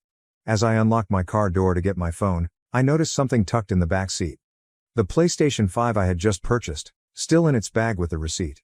Confused, I opened the package for a sanity check and discovered the brand new PS5 still wrapped. I sat there for a minute, stunned by the entire scene. I had obviously seen the couple steal a PlayStation 5 box, but the one I had just bought was there in front of me. Then it dawned on me. The PS5 they confiscated was a gag gift. When I discovered this, I nearly died laughing, much to the surprise of the bystander who had come to check on me. I explained the scenario to him, and he chuckled too. He asked if I still wanted to call the police, but I opted not to. It was just a joke gift, after all, and I saw no reason to try to get it back. As I drove away, I felt another sense of disappointment, not because of the theft, but because I wouldn't be able to see the couple's astonishment when their child opened the dummy box and saw a bag of charcoal and a troll face. Even better, they would be unable to return anything because it had been stolen. Sure, I didn't get to deliver the funny gift myself, but knowing I could still spread Christmas cheer to a less fortunate youngster made it all worthwhile. I can't believe they did that to you. First and foremost, I would have called the police in that situation. That is something I would never overlook. Sure, you got off pretty lucky when they stole the gag gift, which is incredibly hilarious, but to be shoved to the ground like that? That surely warrants punishment. Overall, wonderful for you for finding a way out of this, because things could have been much worse. My family tried to ruin my wedding. Am I the asshole for organizing a luxury cruise for my birthday and not inviting my parents or siblings? I, a 28-year-old male, work as a medical device development engineer for a large healthcare organization. Honestly, I never expected to find myself in this predicament. For context, I've been leading a groundbreaking initiative to create a new cardiac monitoring system that is transforming how we follow heart problems in real time. The technique we developed has the potential to save thousands of lives by detecting cardiac irregularities hours before a severe incident. Our team's work has been published in numerous leading medical journals, and we just received a renowned industry innovation award. Professionally, my life is flourishing. However, my familial situation is very different. That disparity has never been more clear than today, as I face what is perhaps the most important decision I've ever had to make about my familial relationships. I'm the middle child in a household with 3 siblings. My older brother Alex, 32 million, works as a cardiac surgeon at a famous hospital and is the perfect child. Sophia, 16F, my younger sister, is the baby of the family, and she is always showered with affection. Every year, their birthdays are huge celebrations. For Alex's last birthday, our parents leased out an entire premium restaurant, hosted over 100 guests, and spared no expense. When Sophia turned 16, they hired a live band and turned our backyard into a festival venue. I remember how they spent weeks preparing every detail, from creating custom decor to hiring a professional photographic crew. Let me paint you a picture of how I grew up. Every success I made was overshadowed by those of my siblings. I recall sitting at the dinner table on my 8th birthday, hearing my family talk about Alex's soccer game as if it were any other day. They had thrown him a massive superhero-themed party 2 weeks prior, complete with a magician, special costumes, and party favors that outperformed any item I possessed. The entire neighborhood was there, kids running around in capes and masks, and my parents were beaming with pride at their magnificent firstborn. When I eventually got up the confidence to ask if they had forgotten my birthday, my mother barely looked up from her phone and said, "Oh, sorry honey, we've been so busy with Alex's tournament schedule and Sophia's dance performance. We will make it up to you next year." She returned to displaying everyone photos from Alex's party on her phone. I recall sitting there, staring at my untouched food and feeling invisible in my own home. They never made it up to me. Not that year or any other year. The pattern persisted throughout my childhood. When I was 13, we were enjoying a family meal when the waitress inquired about any upcoming birthdays. My mother actually chuckled and said, "Oh, just his, but we aren't doing anything major. He's not the type to require much." Everyone at the table giggled, as if it were a light-hearted joke. When I think back to that moment, the shame still burns in my chest. Later following year, they threw Sophia a half-birthday party because she was disappointed that her birthday fell during the summer while school was out. The gap wasn't limited to birthdays. Throughout my childhood, every request I made was answered with excuses, yet my siblings received whatever they want. When I was 10, Alex begged for the most recent game console. Our parents went 3 hours to another city to get it, stating, "Nothing's too much trouble for our future doctor." A few months later, I requested the local store for a scientific kit, which I planned to utilize for the school science fair. My mother disregarded it, stating, "That's too expensive right now." The following week, they purchased Sophia an iPhone simply because she mentioned wanting one in passing. They were not isolated incidents. Every accomplishment in my life was considered as an afterthought. I graduated from high school as valedictorian and was accepted into one of the top engineering institutions in the country. Most parents would be thrilled, right? I scarcely acknowledged it. My father simply responded, "That's nice," while gazing at his phone. My mother's only reply was, "Well, engineering was your backup since you didn't try for medical school like Alex." Alex was accepted to medical school the same month, and they celebrated with a wedding reception-themed party. They hired caterers, live music, and even had special decorations printed with the words, "Future Dr. Alexander" on them. 2 years later, when Sophia graduated from high school with ordinary grades, they hired a professional photographer, made a tribute video, and bought her a brand new automobile as a graduation present. My college graduation gift? A gift card to Best Buy. Now, let me tell you about my present career success, not to brag, but to demonstrate the stark contrast in how my family views accomplishments. For the past 2 years, I've led a team of 15 engineers in the development of a groundbreaking heart monitoring gadget. This is not just another medical device. We're talking about technology that has the potential to dramatically alter our approach to heart attack prevention. The device employs advanced AI algorithms to detect small cardiac problems up to 24 hours before a big incident, allowing clinicians critical time to treat. Our initiative has been highlighted in 3 major medical journals, and we recently received the Healthcare Innovation Award, one of the most distinguished accolades in our field. What's with the irony? Our gadget has the potential to benefit patients like the ones Alex treats, but he has never shown any interest in learning about my work. Throughout the award ceremony, my entire team's families were present, celebrating with champagne and taking proud photos. My parents? They did not even respond to the invitation. Last month, at our weekly family video call, I attempted to inform everyone about the honor. My mom interrupted me mid-sentence to ask Alex about his most recent operation schedule. They then spent 20 minutes admiring Sophia's Instagram images from her recent weekend excursion to the beach. My achievements were not even acknowledged. When I tried to bring it up again, my father simply said, "That's nice, son," before shifting the conversation to Alex's imminent department head nomination. I tried talking to them about this trend several times throughout the years. Each attempt has resulted in dismissal or gaslighting. "You're just too sensitive," my mother would say, rolling her eyes. "We treat all of our children equally," my father mumbled, avoiding eye contact as usual. Alex would smirk and add, "Maybe if you did something actually important," while Sophia would sigh deeply and label me an attention seeker. Despite their negligence, I've managed to have a prosperous life. I have a great career, good friends, and an amazing girlfriend, Stephanie, 27F, who has been really supportive throughout. She has seen personally how my family's treatment impacts me, even if I try to hide it. Last month, at a meal with her family, her mother made a greater production about my birthday than my own family has ever done. She prepared my favorite cake, which she recalled from a casual talk months earlier, and gave me a nice work-related gift. It was moving, but it also made me realize how much I had missed out on. That's what prompted my current decision. My birthday is in 3 weeks, and instead of preparing for another disappointment, I'm taking charge. I've booked a luxury cruise and organized a lavish celebration, not just any cruise. I have reserved a luxury suite package on one of the most prominent cruise lines. The program includes unique dining experiences, spa treatments, and private shore excursions. I'm inviting all of our extended family, my aunts, uncles, and cousins, as well as my close friends. The guest list contains approximately 50 people, all of whom have expressed an interest in my life and achievements over the years. But here's the kicker: I'm intentionally excluding my immediate family. The invitations have already been sent, and I have something special planned for the major celebration dinner. I'm going to show a slideshow, and not just any slideshow. I've accumulated images and memories of all the birthdays they missed, accomplishments they overlooked, and occasions they made me feel invisible. Each image will be accompanied by a related image of how they celebrated Alex or Sophia on similar occasions. Is this petty? Maybe.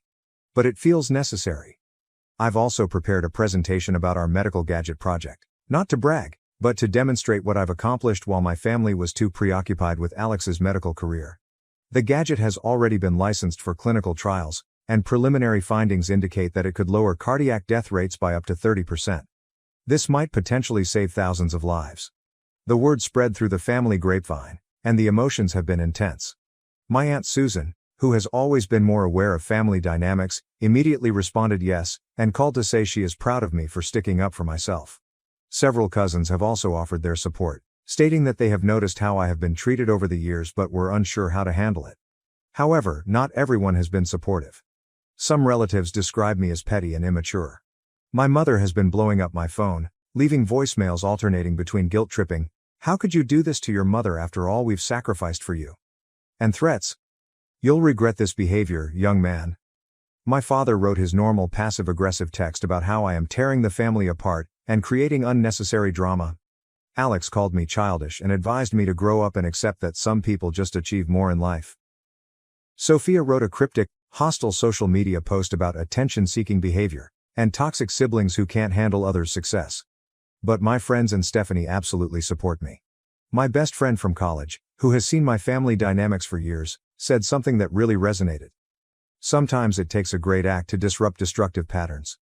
You've attempted to talk to them quietly for years. Maybe they'll finally listen." Stephanie has been especially fantastic throughout this. She's helped me organize every aspect of the cruise, from the meals to the decorations. She reminded me that this isn't about vengeance, it's about finally standing up for myself and refusing to be the forgotten child any longer. Her encouragement has shown me what a good family dynamic should look like. The cruise is booked, invites have been sent, and there is no going back now. Most of the visitors have already said yes, with many expressing enthusiasm for both the event and what it represents. Some relatives are plainly split between wanting to support me and being concerned about the potential for conflict with my parents. Surprisingly, most people are still opting to come. I created a special Instagram hashtag for the event and began posting teases about the approaching celebration. My mother saw these posts, despite being blocked. She created a bogus account and called my aunt in tears, screaming that I was publicly humiliating the family. Everyone understands the hypocrisy of her now caring about family disgrace after years of publicly ignoring me. I understand that this may appear radical to some people. Perhaps it is. But after 28 years of being treated as an afterthought, of seeing my siblings lauded while I am disregarded, of having my accomplishments discounted and my feelings questioned, it seems necessary. This isn't just a birthday celebration anymore. It's about taking control of my story and telling my family that I'm not going to be the invisible middle child any longer. The cruise will set off in 3 weeks. Half of me is delighted to finally celebrate myself properly, but another half is concerned about the consequences. Some friends say I should have broken contact discreetly rather than making a statement, but I believe I needed to do so, not just for me, but for any middle kid who has ever felt ignored. Am I taking things too far? Should I have taken a less dramatic approach to this situation? The cruise is paid for, and the majority of guests have confirmed, but I'm still wondering if I'm burning bridges that I might wish to cross again in the future. I would welcome any suggestions, especially from individuals who have experienced similar familial situations. Update 1. It's been 2 weeks since the cruise birthday celebration, and I need to tell you what happened because things have escalated beyond my expectations. The cruise itself was amazing. Almost everyone who had RSVP'd turned up, around 45 people in total, including the majority of our extended family and close friends. I presented my slideshow during the first night's welcome dinner in the ship's premium restaurant. The crowd fell silent as photos appeared on the screen. Empty chairs at my childhood birthday dinners juxtaposed with Alex's grandiose festivities? My overlooked academic successes next to Sophia's recognized occasions. What I didn't expect was my Aunt Carol to burst into tears halfway through, claiming she had never realized the enormity of the disparity. Several additional relatives stated that they had seen the unequal treatment but had not realized how systematic it was until they saw it set out chronologically. The presentation on my medical gadget project garnered a resounding response. My uncle Robert, who works in hospital administration, even approached me about deploying our monitoring system at his facility. It's funny how my professional accomplishments suddenly become impressive when validated by others. But this is where things became intense. On the second day of the vacation, my mother convinced the cruise line to let her board at our first port call. She stated she was a surprise visitor invited to the celebration. Security let her through because she had images of me on her phone that proved she was my mother. She stormed into our lunch gathering, mascara flying, yelling about how I was attempting to turn the family against her. "After all we've done for you?" she shouted in front of everyone. "You ungrateful and hateful child." Stephanie attempted to intervene, but my mother turned on her, accusing her of poisoning her son against his family. The big shock came when my normally quiet Aunt Margaret rose up and challenged my mother. "Helen," she continued firmly, "we have all seen you prefer Alex and Sophia for years. We said nothing since we did not want to intervene. But this is over now." Several more relatives joined in, expressing their own views on unfair treatment throughout the years. My mother left in tears, but the drama hadn't ended. That evening, Alex and Sophia carried out a concerted social media onslaught. They shared childhood images with notes criticizing ungrateful siblings and attention-seeking behavior. However, it backfired terribly. People began commenting with their own insights about how I had been handled differently throughout the years. The cruise lasted 3 more days, then something unexpected happened. Without my immediate family around, I experienced what genuine family support is like. My cousins shared anecdotes about their own experiences with partiality. Uncle James, whom I had always assumed was distant, confessed that he had followed my career via business publications and was truly happy of my accomplishments. When we returned, I saw over 30 missed calls from my parents and a lengthy email from my father. For the first time, he acknowledged the inequality in how they treated us, but in a way that made matters worse. We focused more on Alex because he was following the family medical tradition and on Sophia because she needed extra support. "You were always so independent and capable, we thought you didn't need the attention." The fallout has persisted. Yesterday, my mother arrived at my office, causing a disturbance in the foyer. She requested to meet with me, telling the security guard how I was breaking her heart and destroying our family. My colleagues witnessed the entire incident, and my supervisor later summoned me in to make sure I was okay. Surprisingly, he recounted his own experience breaking free from poisonous family dynamics and expressed his entire support. Stephanie's family has been fantastic throughout this. Her parents asked me over for supper last night and told me they consider me a member of their family. Her father even admitted that he wishes he'd had the fortitude to challenge his own family's partiality when he was young. The most unexpected development came from my younger relatives. Several of them have contacted me to say that seeing me stand up for myself has given them the confidence to handle similar difficulties in their own family relationships. My cousin Jenny even included our narrative into her psychology class presentation on family systems and partiality. Looking ahead, I've resolved to stick to the restrictions I've set.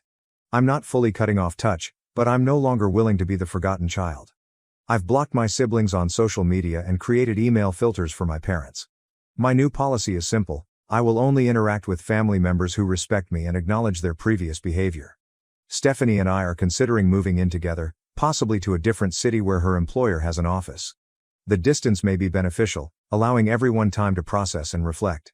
Thank you to everyone who has advised me on this problem. The trip may have appeared to be an extreme gesture, but it brought concerns to light that had been festering for decades. Sometimes you need a major moment to break old habits. The next post will most likely come after my parents' next wedding anniversary event, which I have already decided not to attend. Change is difficult, but important. Update 2. It has been 6 months since my last post, and I can't believe I'm writing this, but the situation has worsened much worse. What's the biggest news? Stephanie and I are engaged. What should have been a happy occasion has turned into another family drama. Following the cruise incident, I had little contact with my immediate family. preferring to focus on my relationship with Stephanie. The suggestion came at an ideal time, during a weekend trip to showcase our medical product at a healthcare conference. She's been my rock during all of this family drama. However, things turned ugly during our venue tour last weekend. We were touring our third potential wedding destination, a lovely historic building with a garden ceremony area. Halfway through the trip, I heard my mother's voice echoing down the corridor. They had somehow learned about our venue tour schedule. Later, I realized that my cousin Lauren had unintentionally disclosed it in the family group chat. My parents arrived with Alex and Sophia in tow, like some sort of intervention team. My mother immediately began telling the venue coordinator about her idea for the wedding, completely ignoring Stephanie and me. When I firmly said that they had not been invited and needed to leave, my mother burst into tears in front of the venue personnel and other couples who were visiting the space. What occurred next still seems strange. Alex, the responsible older brother, attempted to pull me away for a family discussion. When I declined, he remarked, "This is what happens when you let the middle child make important decisions." Sophia was shooting everything with her phone, perhaps for a dramatic social media post. The venue planner, bless her heart, quickly recognized the situation and had security escort them out, but not before my mother yelled that she would never forgive this betrayal, and that I was breaking your father's heart all over again. Here's the thing. They didn't just come across us. They had obviously planned this. They brought printed images from my childhood of good family occasions, which they planned to exhibit to the venue workers. My mother even brought her old wedding album and discussed family traditions that we needed to incorporate. After they left, we discovered that they had already visited our other two potential wedding locations earlier that week, informing the staff that they were the key decision makers. They even attempted to put down deposits to secure the dates. Stephanie was naturally shaken. Her family was appalled when they learned what had transpired. Her father, who is generally very polite, called my father immediately to inform him that their behavior was unacceptable. This sparked more controversy, with my father accusing Stephanie's family of stealing his son. We have recently chosen to drastically rethink our wedding arrangements. Neither of the venues on our original list will be used. We're now looking at venues outside of our area, and we've engaged a wedding planner who specializes in dealing with delicate family circumstances. She is putting in place stringent security measures and a thorough guest screening process. What's the silver lining to all of this? Our bond has only gotten stronger. Stephanie and I are more confident than ever that we are making the proper decision to begin our lives together away from poisonous family relationships. I've also received unexpected help from my colleagues. My employer, remembering the recent event at our office, has approved additional security measures at work. He has even volunteered to host our wedding on his vacation property if we choose a fully private setting. The difficult element isn't the drama itself. It's recognizing that my wedding day, one of life's most important occasions, is being turned into yet another battleground for my family's turmoil. But this time, I am not backing down. Stephanie and I deserve to spend our day the way we want.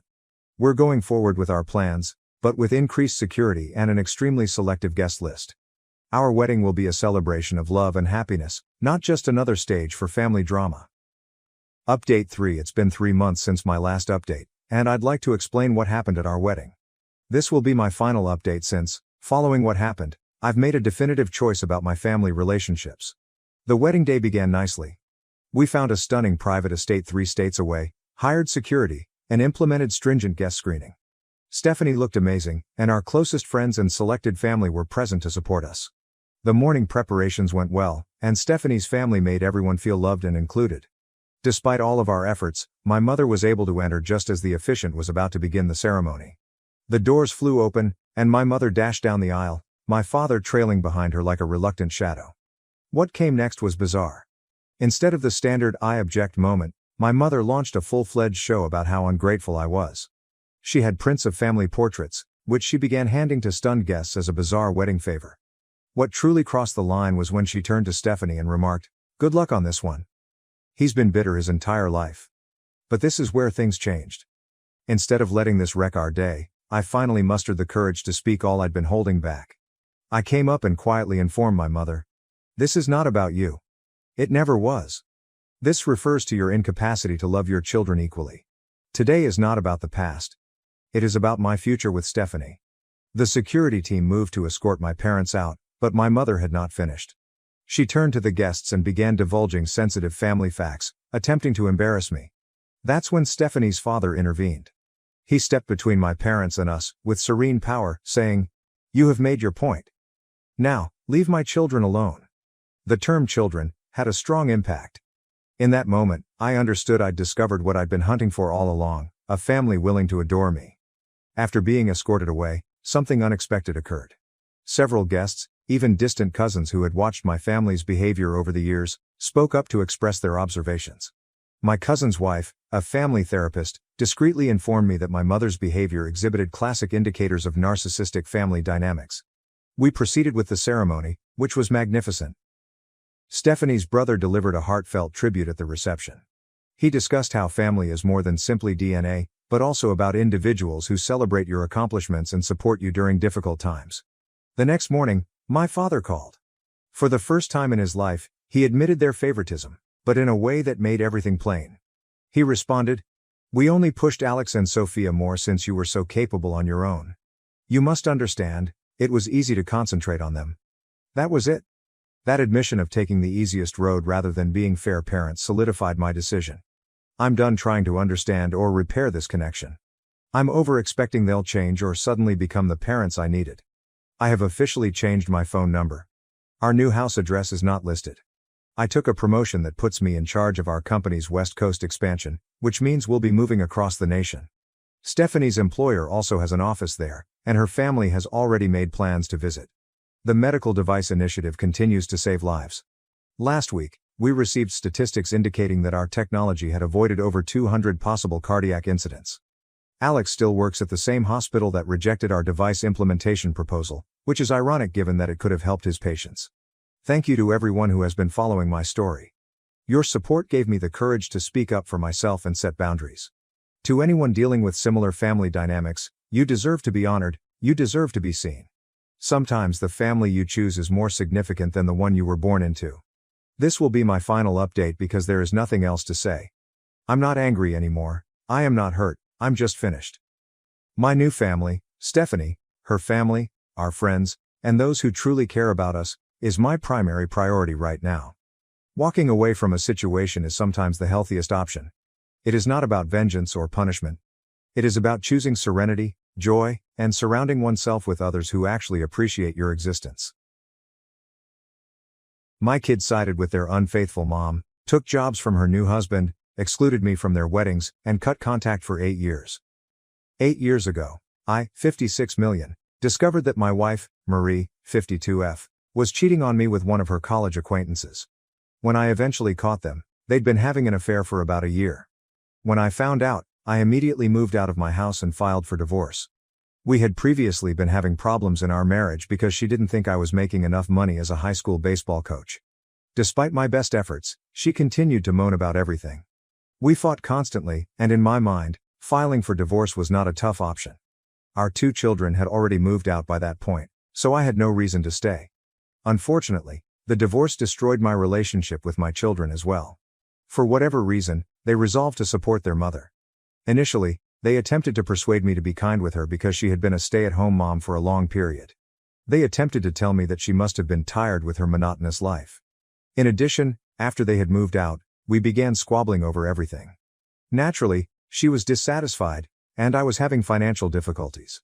I couldn't understand why my children were trying so hard to persuade me to forgive Marie, especially since I was experiencing the same issues she was. However, I had not gone out of my way to cheat on her.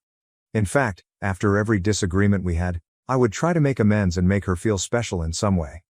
Clearly, none of this meant anything to her. My children were pleading with me to give her another chance, which made me very unhappy. I ended up battling with them about it as well, and for a time, they cut me out of their lives. After the divorce was finalized, I began to feel quite lonely, especially since Marie remarried the man with whom she had been having an affair only 2 months later. I wasn't conversing with my children at the time, but I tried to reach out to them. They did pardon me, but I believe they said it just for the sake of it. I don't believe they truly forgave me at the time because they did not ask me to do any of their milestones for the next few years. Indeed, until earlier this year, I had little contact with my children. The only reason they're trying to get along with me right now is that I created my own business with a couple of my buddies a few years ago, and it only started taking off recently. I'm doing well for myself, and I'm presuming that's why they're here. For context, I had spent a lengthy time as a high school sports coach. Unfortunately, I was extremely underpaid and overworked. I had a buddy who worked at another school, and we were both struggling financially. While trying to figure out our retirement plans, we decided to talk to a few other people and try to open our own institution. That way, we could continue coaching children, which we were very excellent at and had a lot of experience with, while also turning it into a company. That'd be our retirement plan. We teamed up with another business-savvy acquaintance to launch this venture. We didn't expect much at the moment, but we're happy to say that we're doing well for ourselves now. Our facility has grown fairly popular, and we are considering expanding soon. I'm guessing my kids heard about it because they contacted me earlier this year and began attempting to get on my good side. Initially, I was overjoyed that kids were attempting to involve me more in their life. I assumed they'd finally come to their senses. I didn't suspect they had hidden agendas. However, a few days ago, my two children, Gavin and Hannah, paid me a visit. Gavin married 6 years ago, and Hannah married 4 years ago. I was not invited to either wedding because they informed me that their mother would be present with her husband, which would be extremely awkward for everyone. I was quite upset about it, but they said it couldn't be helped because the wedding would be too big. They vowed to make things up to me at some point, but they never did. Like a fool, I kept expecting for them to recognize that I was just as much of a parent to them as their mother. I thought it had finally happened. But when they came to see me lately and started talking about how they'd heard my business was doing well, and then suggested I spend more time with my grandchildren and help them out financially, I knew what was going on. It was tough not to be upset with them at the time, but I promised them I would surely think about it. They appeared satisfied, so they left. After they left, I blocked them everywhere since I suspected they were attempting to defraud me. Gavin has 2 children, the eldest is 5 years old and the youngest is 1 year old.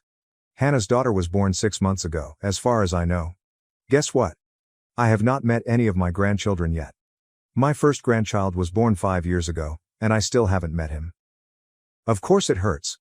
I've tried to persuade Gavin to bring over his children or ask me over so I could meet them.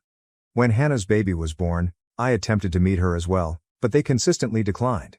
It was always the same excuse: Marie and her husband would be present and did not want things to become unpleasant. It stung to have to comprehend and let go all the time. They finally want to offer me the opportunity to play grandfather, and I'm guessing it's all because things aren't going well for them financially. I had no idea about any of this before, which is why I didn't completely remove them out of my life.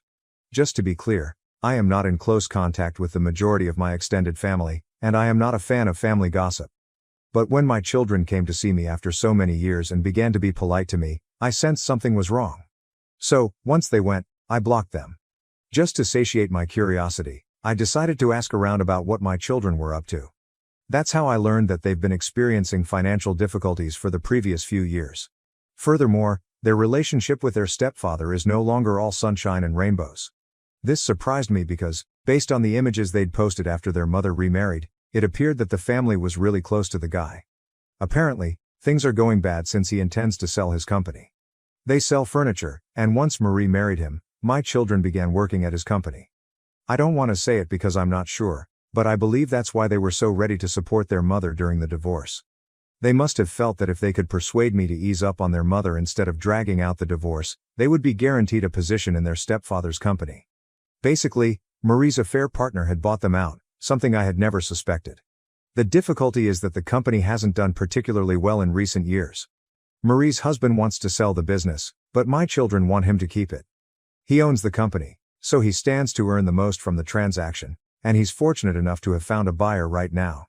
My children, on the other hand, are opposed to the purchase because, despite receiving a percentage of the earnings as stockholders and high management workers, they will lose their jobs. They want to make a long-term plan for themselves.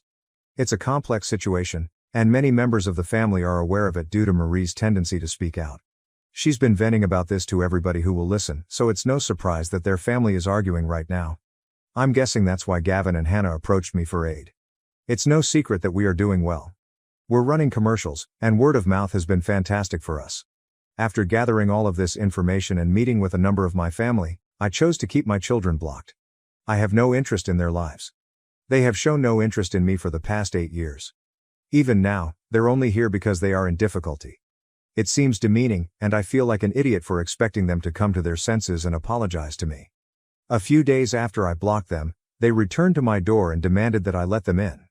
Even when I said I didn't want to talk to them, they pushed. I informed them that I had heard from the family about what was going on with them and their stepfather, and that I understood they were simply coming to seek financial assistance from me, I reminded them that the reason they left me in the first place was because their stepfather could provide them with stable employment and upper management positions that I couldn't. I called them sellouts. In reaction, they began accusing me of being insensitive and bitter.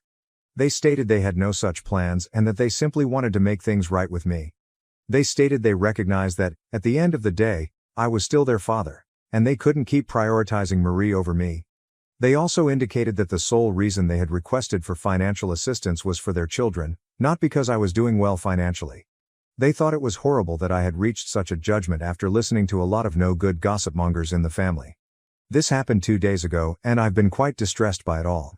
It's become so terrible that I have to take time off work because I can't stop thinking about what to do. Logically and intellectually, I believe the rest of the family is not lying to me. They would gain nothing from it. Also, my family has always been kind to me, even since my divorce. They've always looked out for me, which I greatly appreciate. So, I don't believe they are lying or gossiping. They're simply answering my questions because I was the one who investigated the case. That being said, I'm not sure if I should give my kids an opportunity to work things out with me. Should I just give them a little cash help? After all, I am earning well enough to support them, and I am very certain they are not looking for a long-term commitment. They'll probably acquire jobs after the company is sold. I presume they are simply expecting me to be their safety net because of their children. I haven't actually spoken with them what kind of money they want. Whether it's an investment, a loan, or simply goodwill. In any case, I am aware that financial assistance will be provided.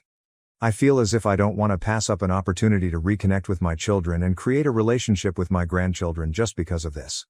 The way they discussed the situation during their visit the other day has thrown me off guard, and I'm not sure what to think anymore.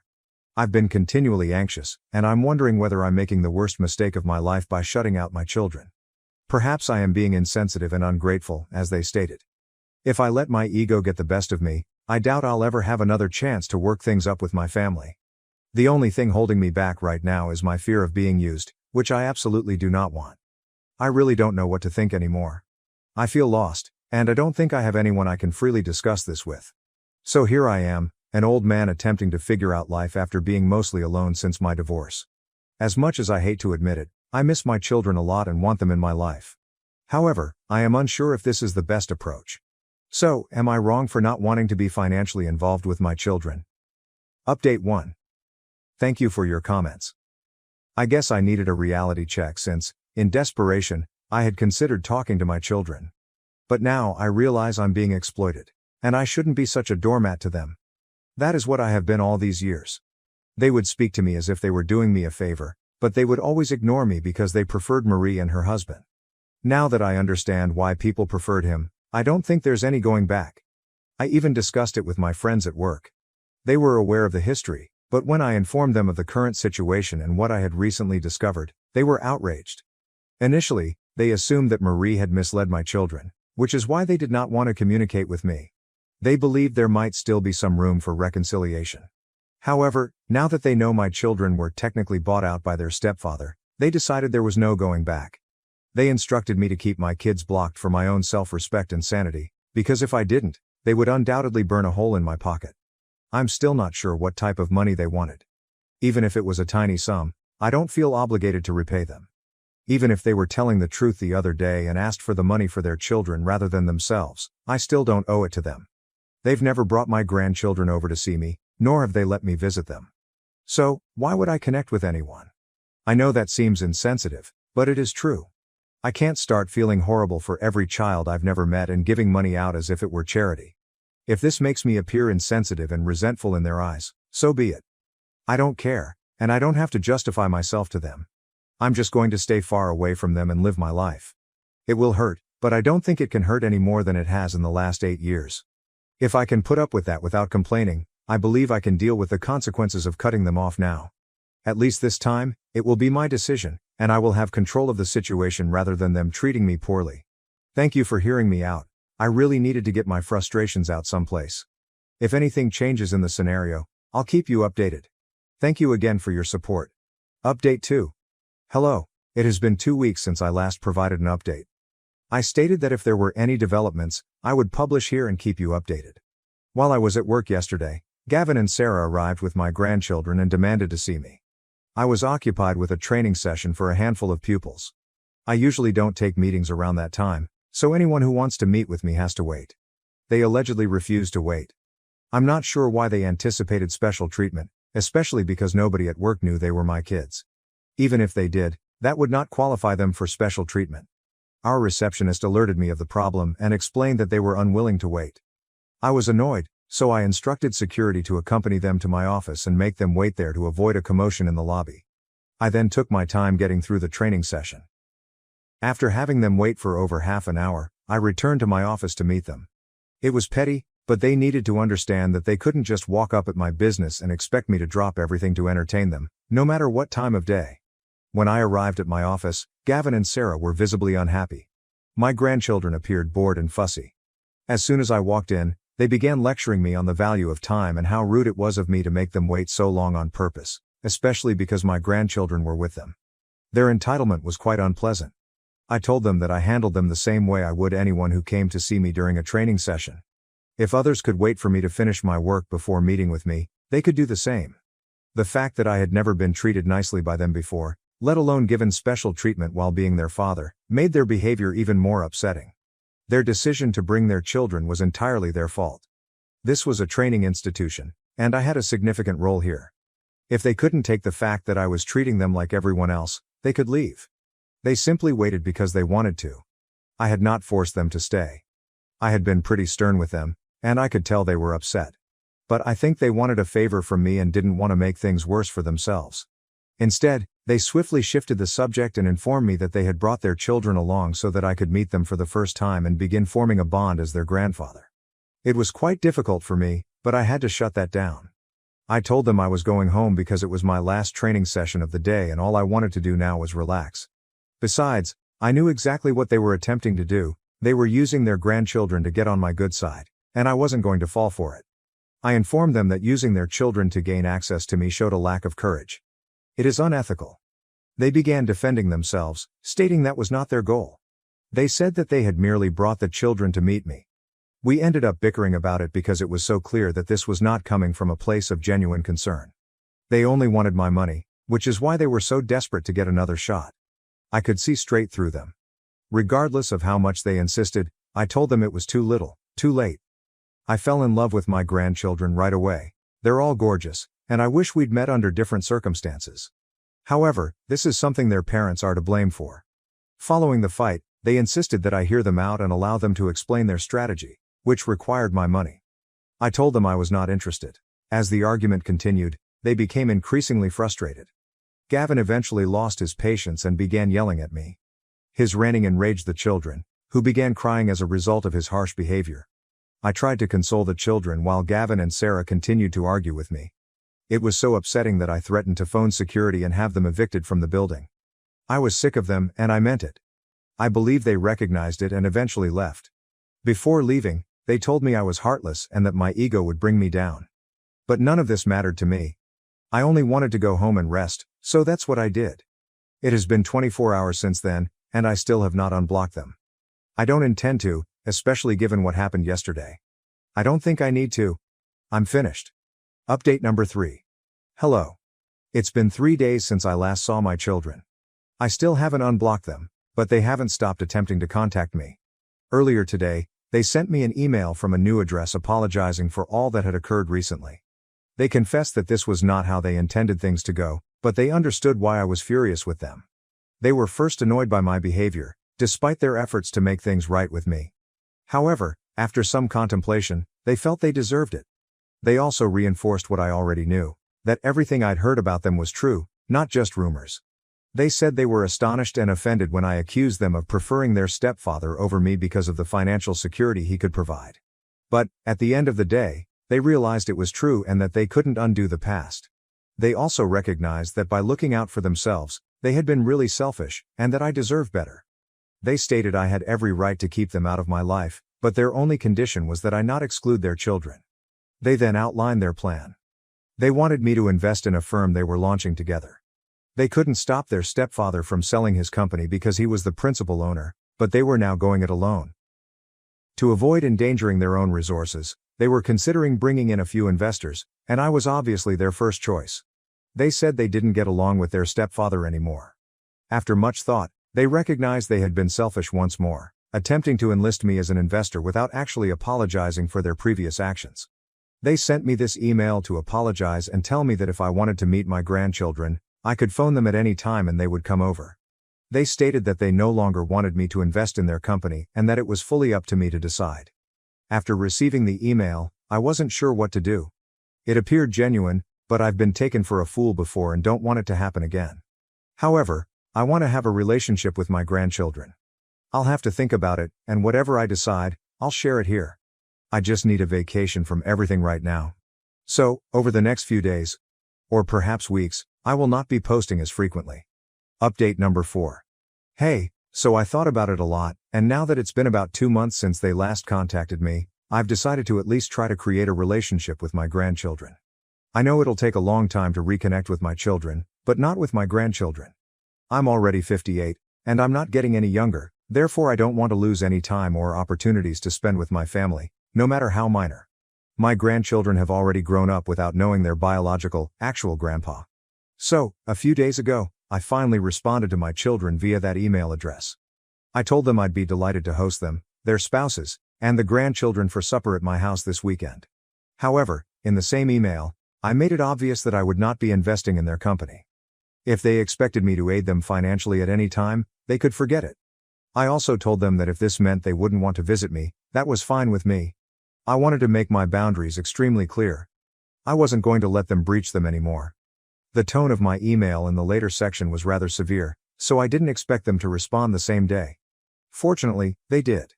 They informed me they didn't expect or want me to invest in their company, and that they didn't deserve it. They still wanted me to be able to connect with my grandchildren, so they gladly accepted my dinner invitation. So they ended up coming over for supper yesterday. We had a pretty good time. Their husbands are great individuals, and they all apologized for what had transpired in the past. They claimed they were looking forward to beginning afresh, and so am I. I really want to have a family again since it may be rather lonely. I'll be retiring soon, so now is a good opportunity to improve things. I'm so glad my children finally decided to contact me and do the right thing. Hopefully, things will improve for us in the future.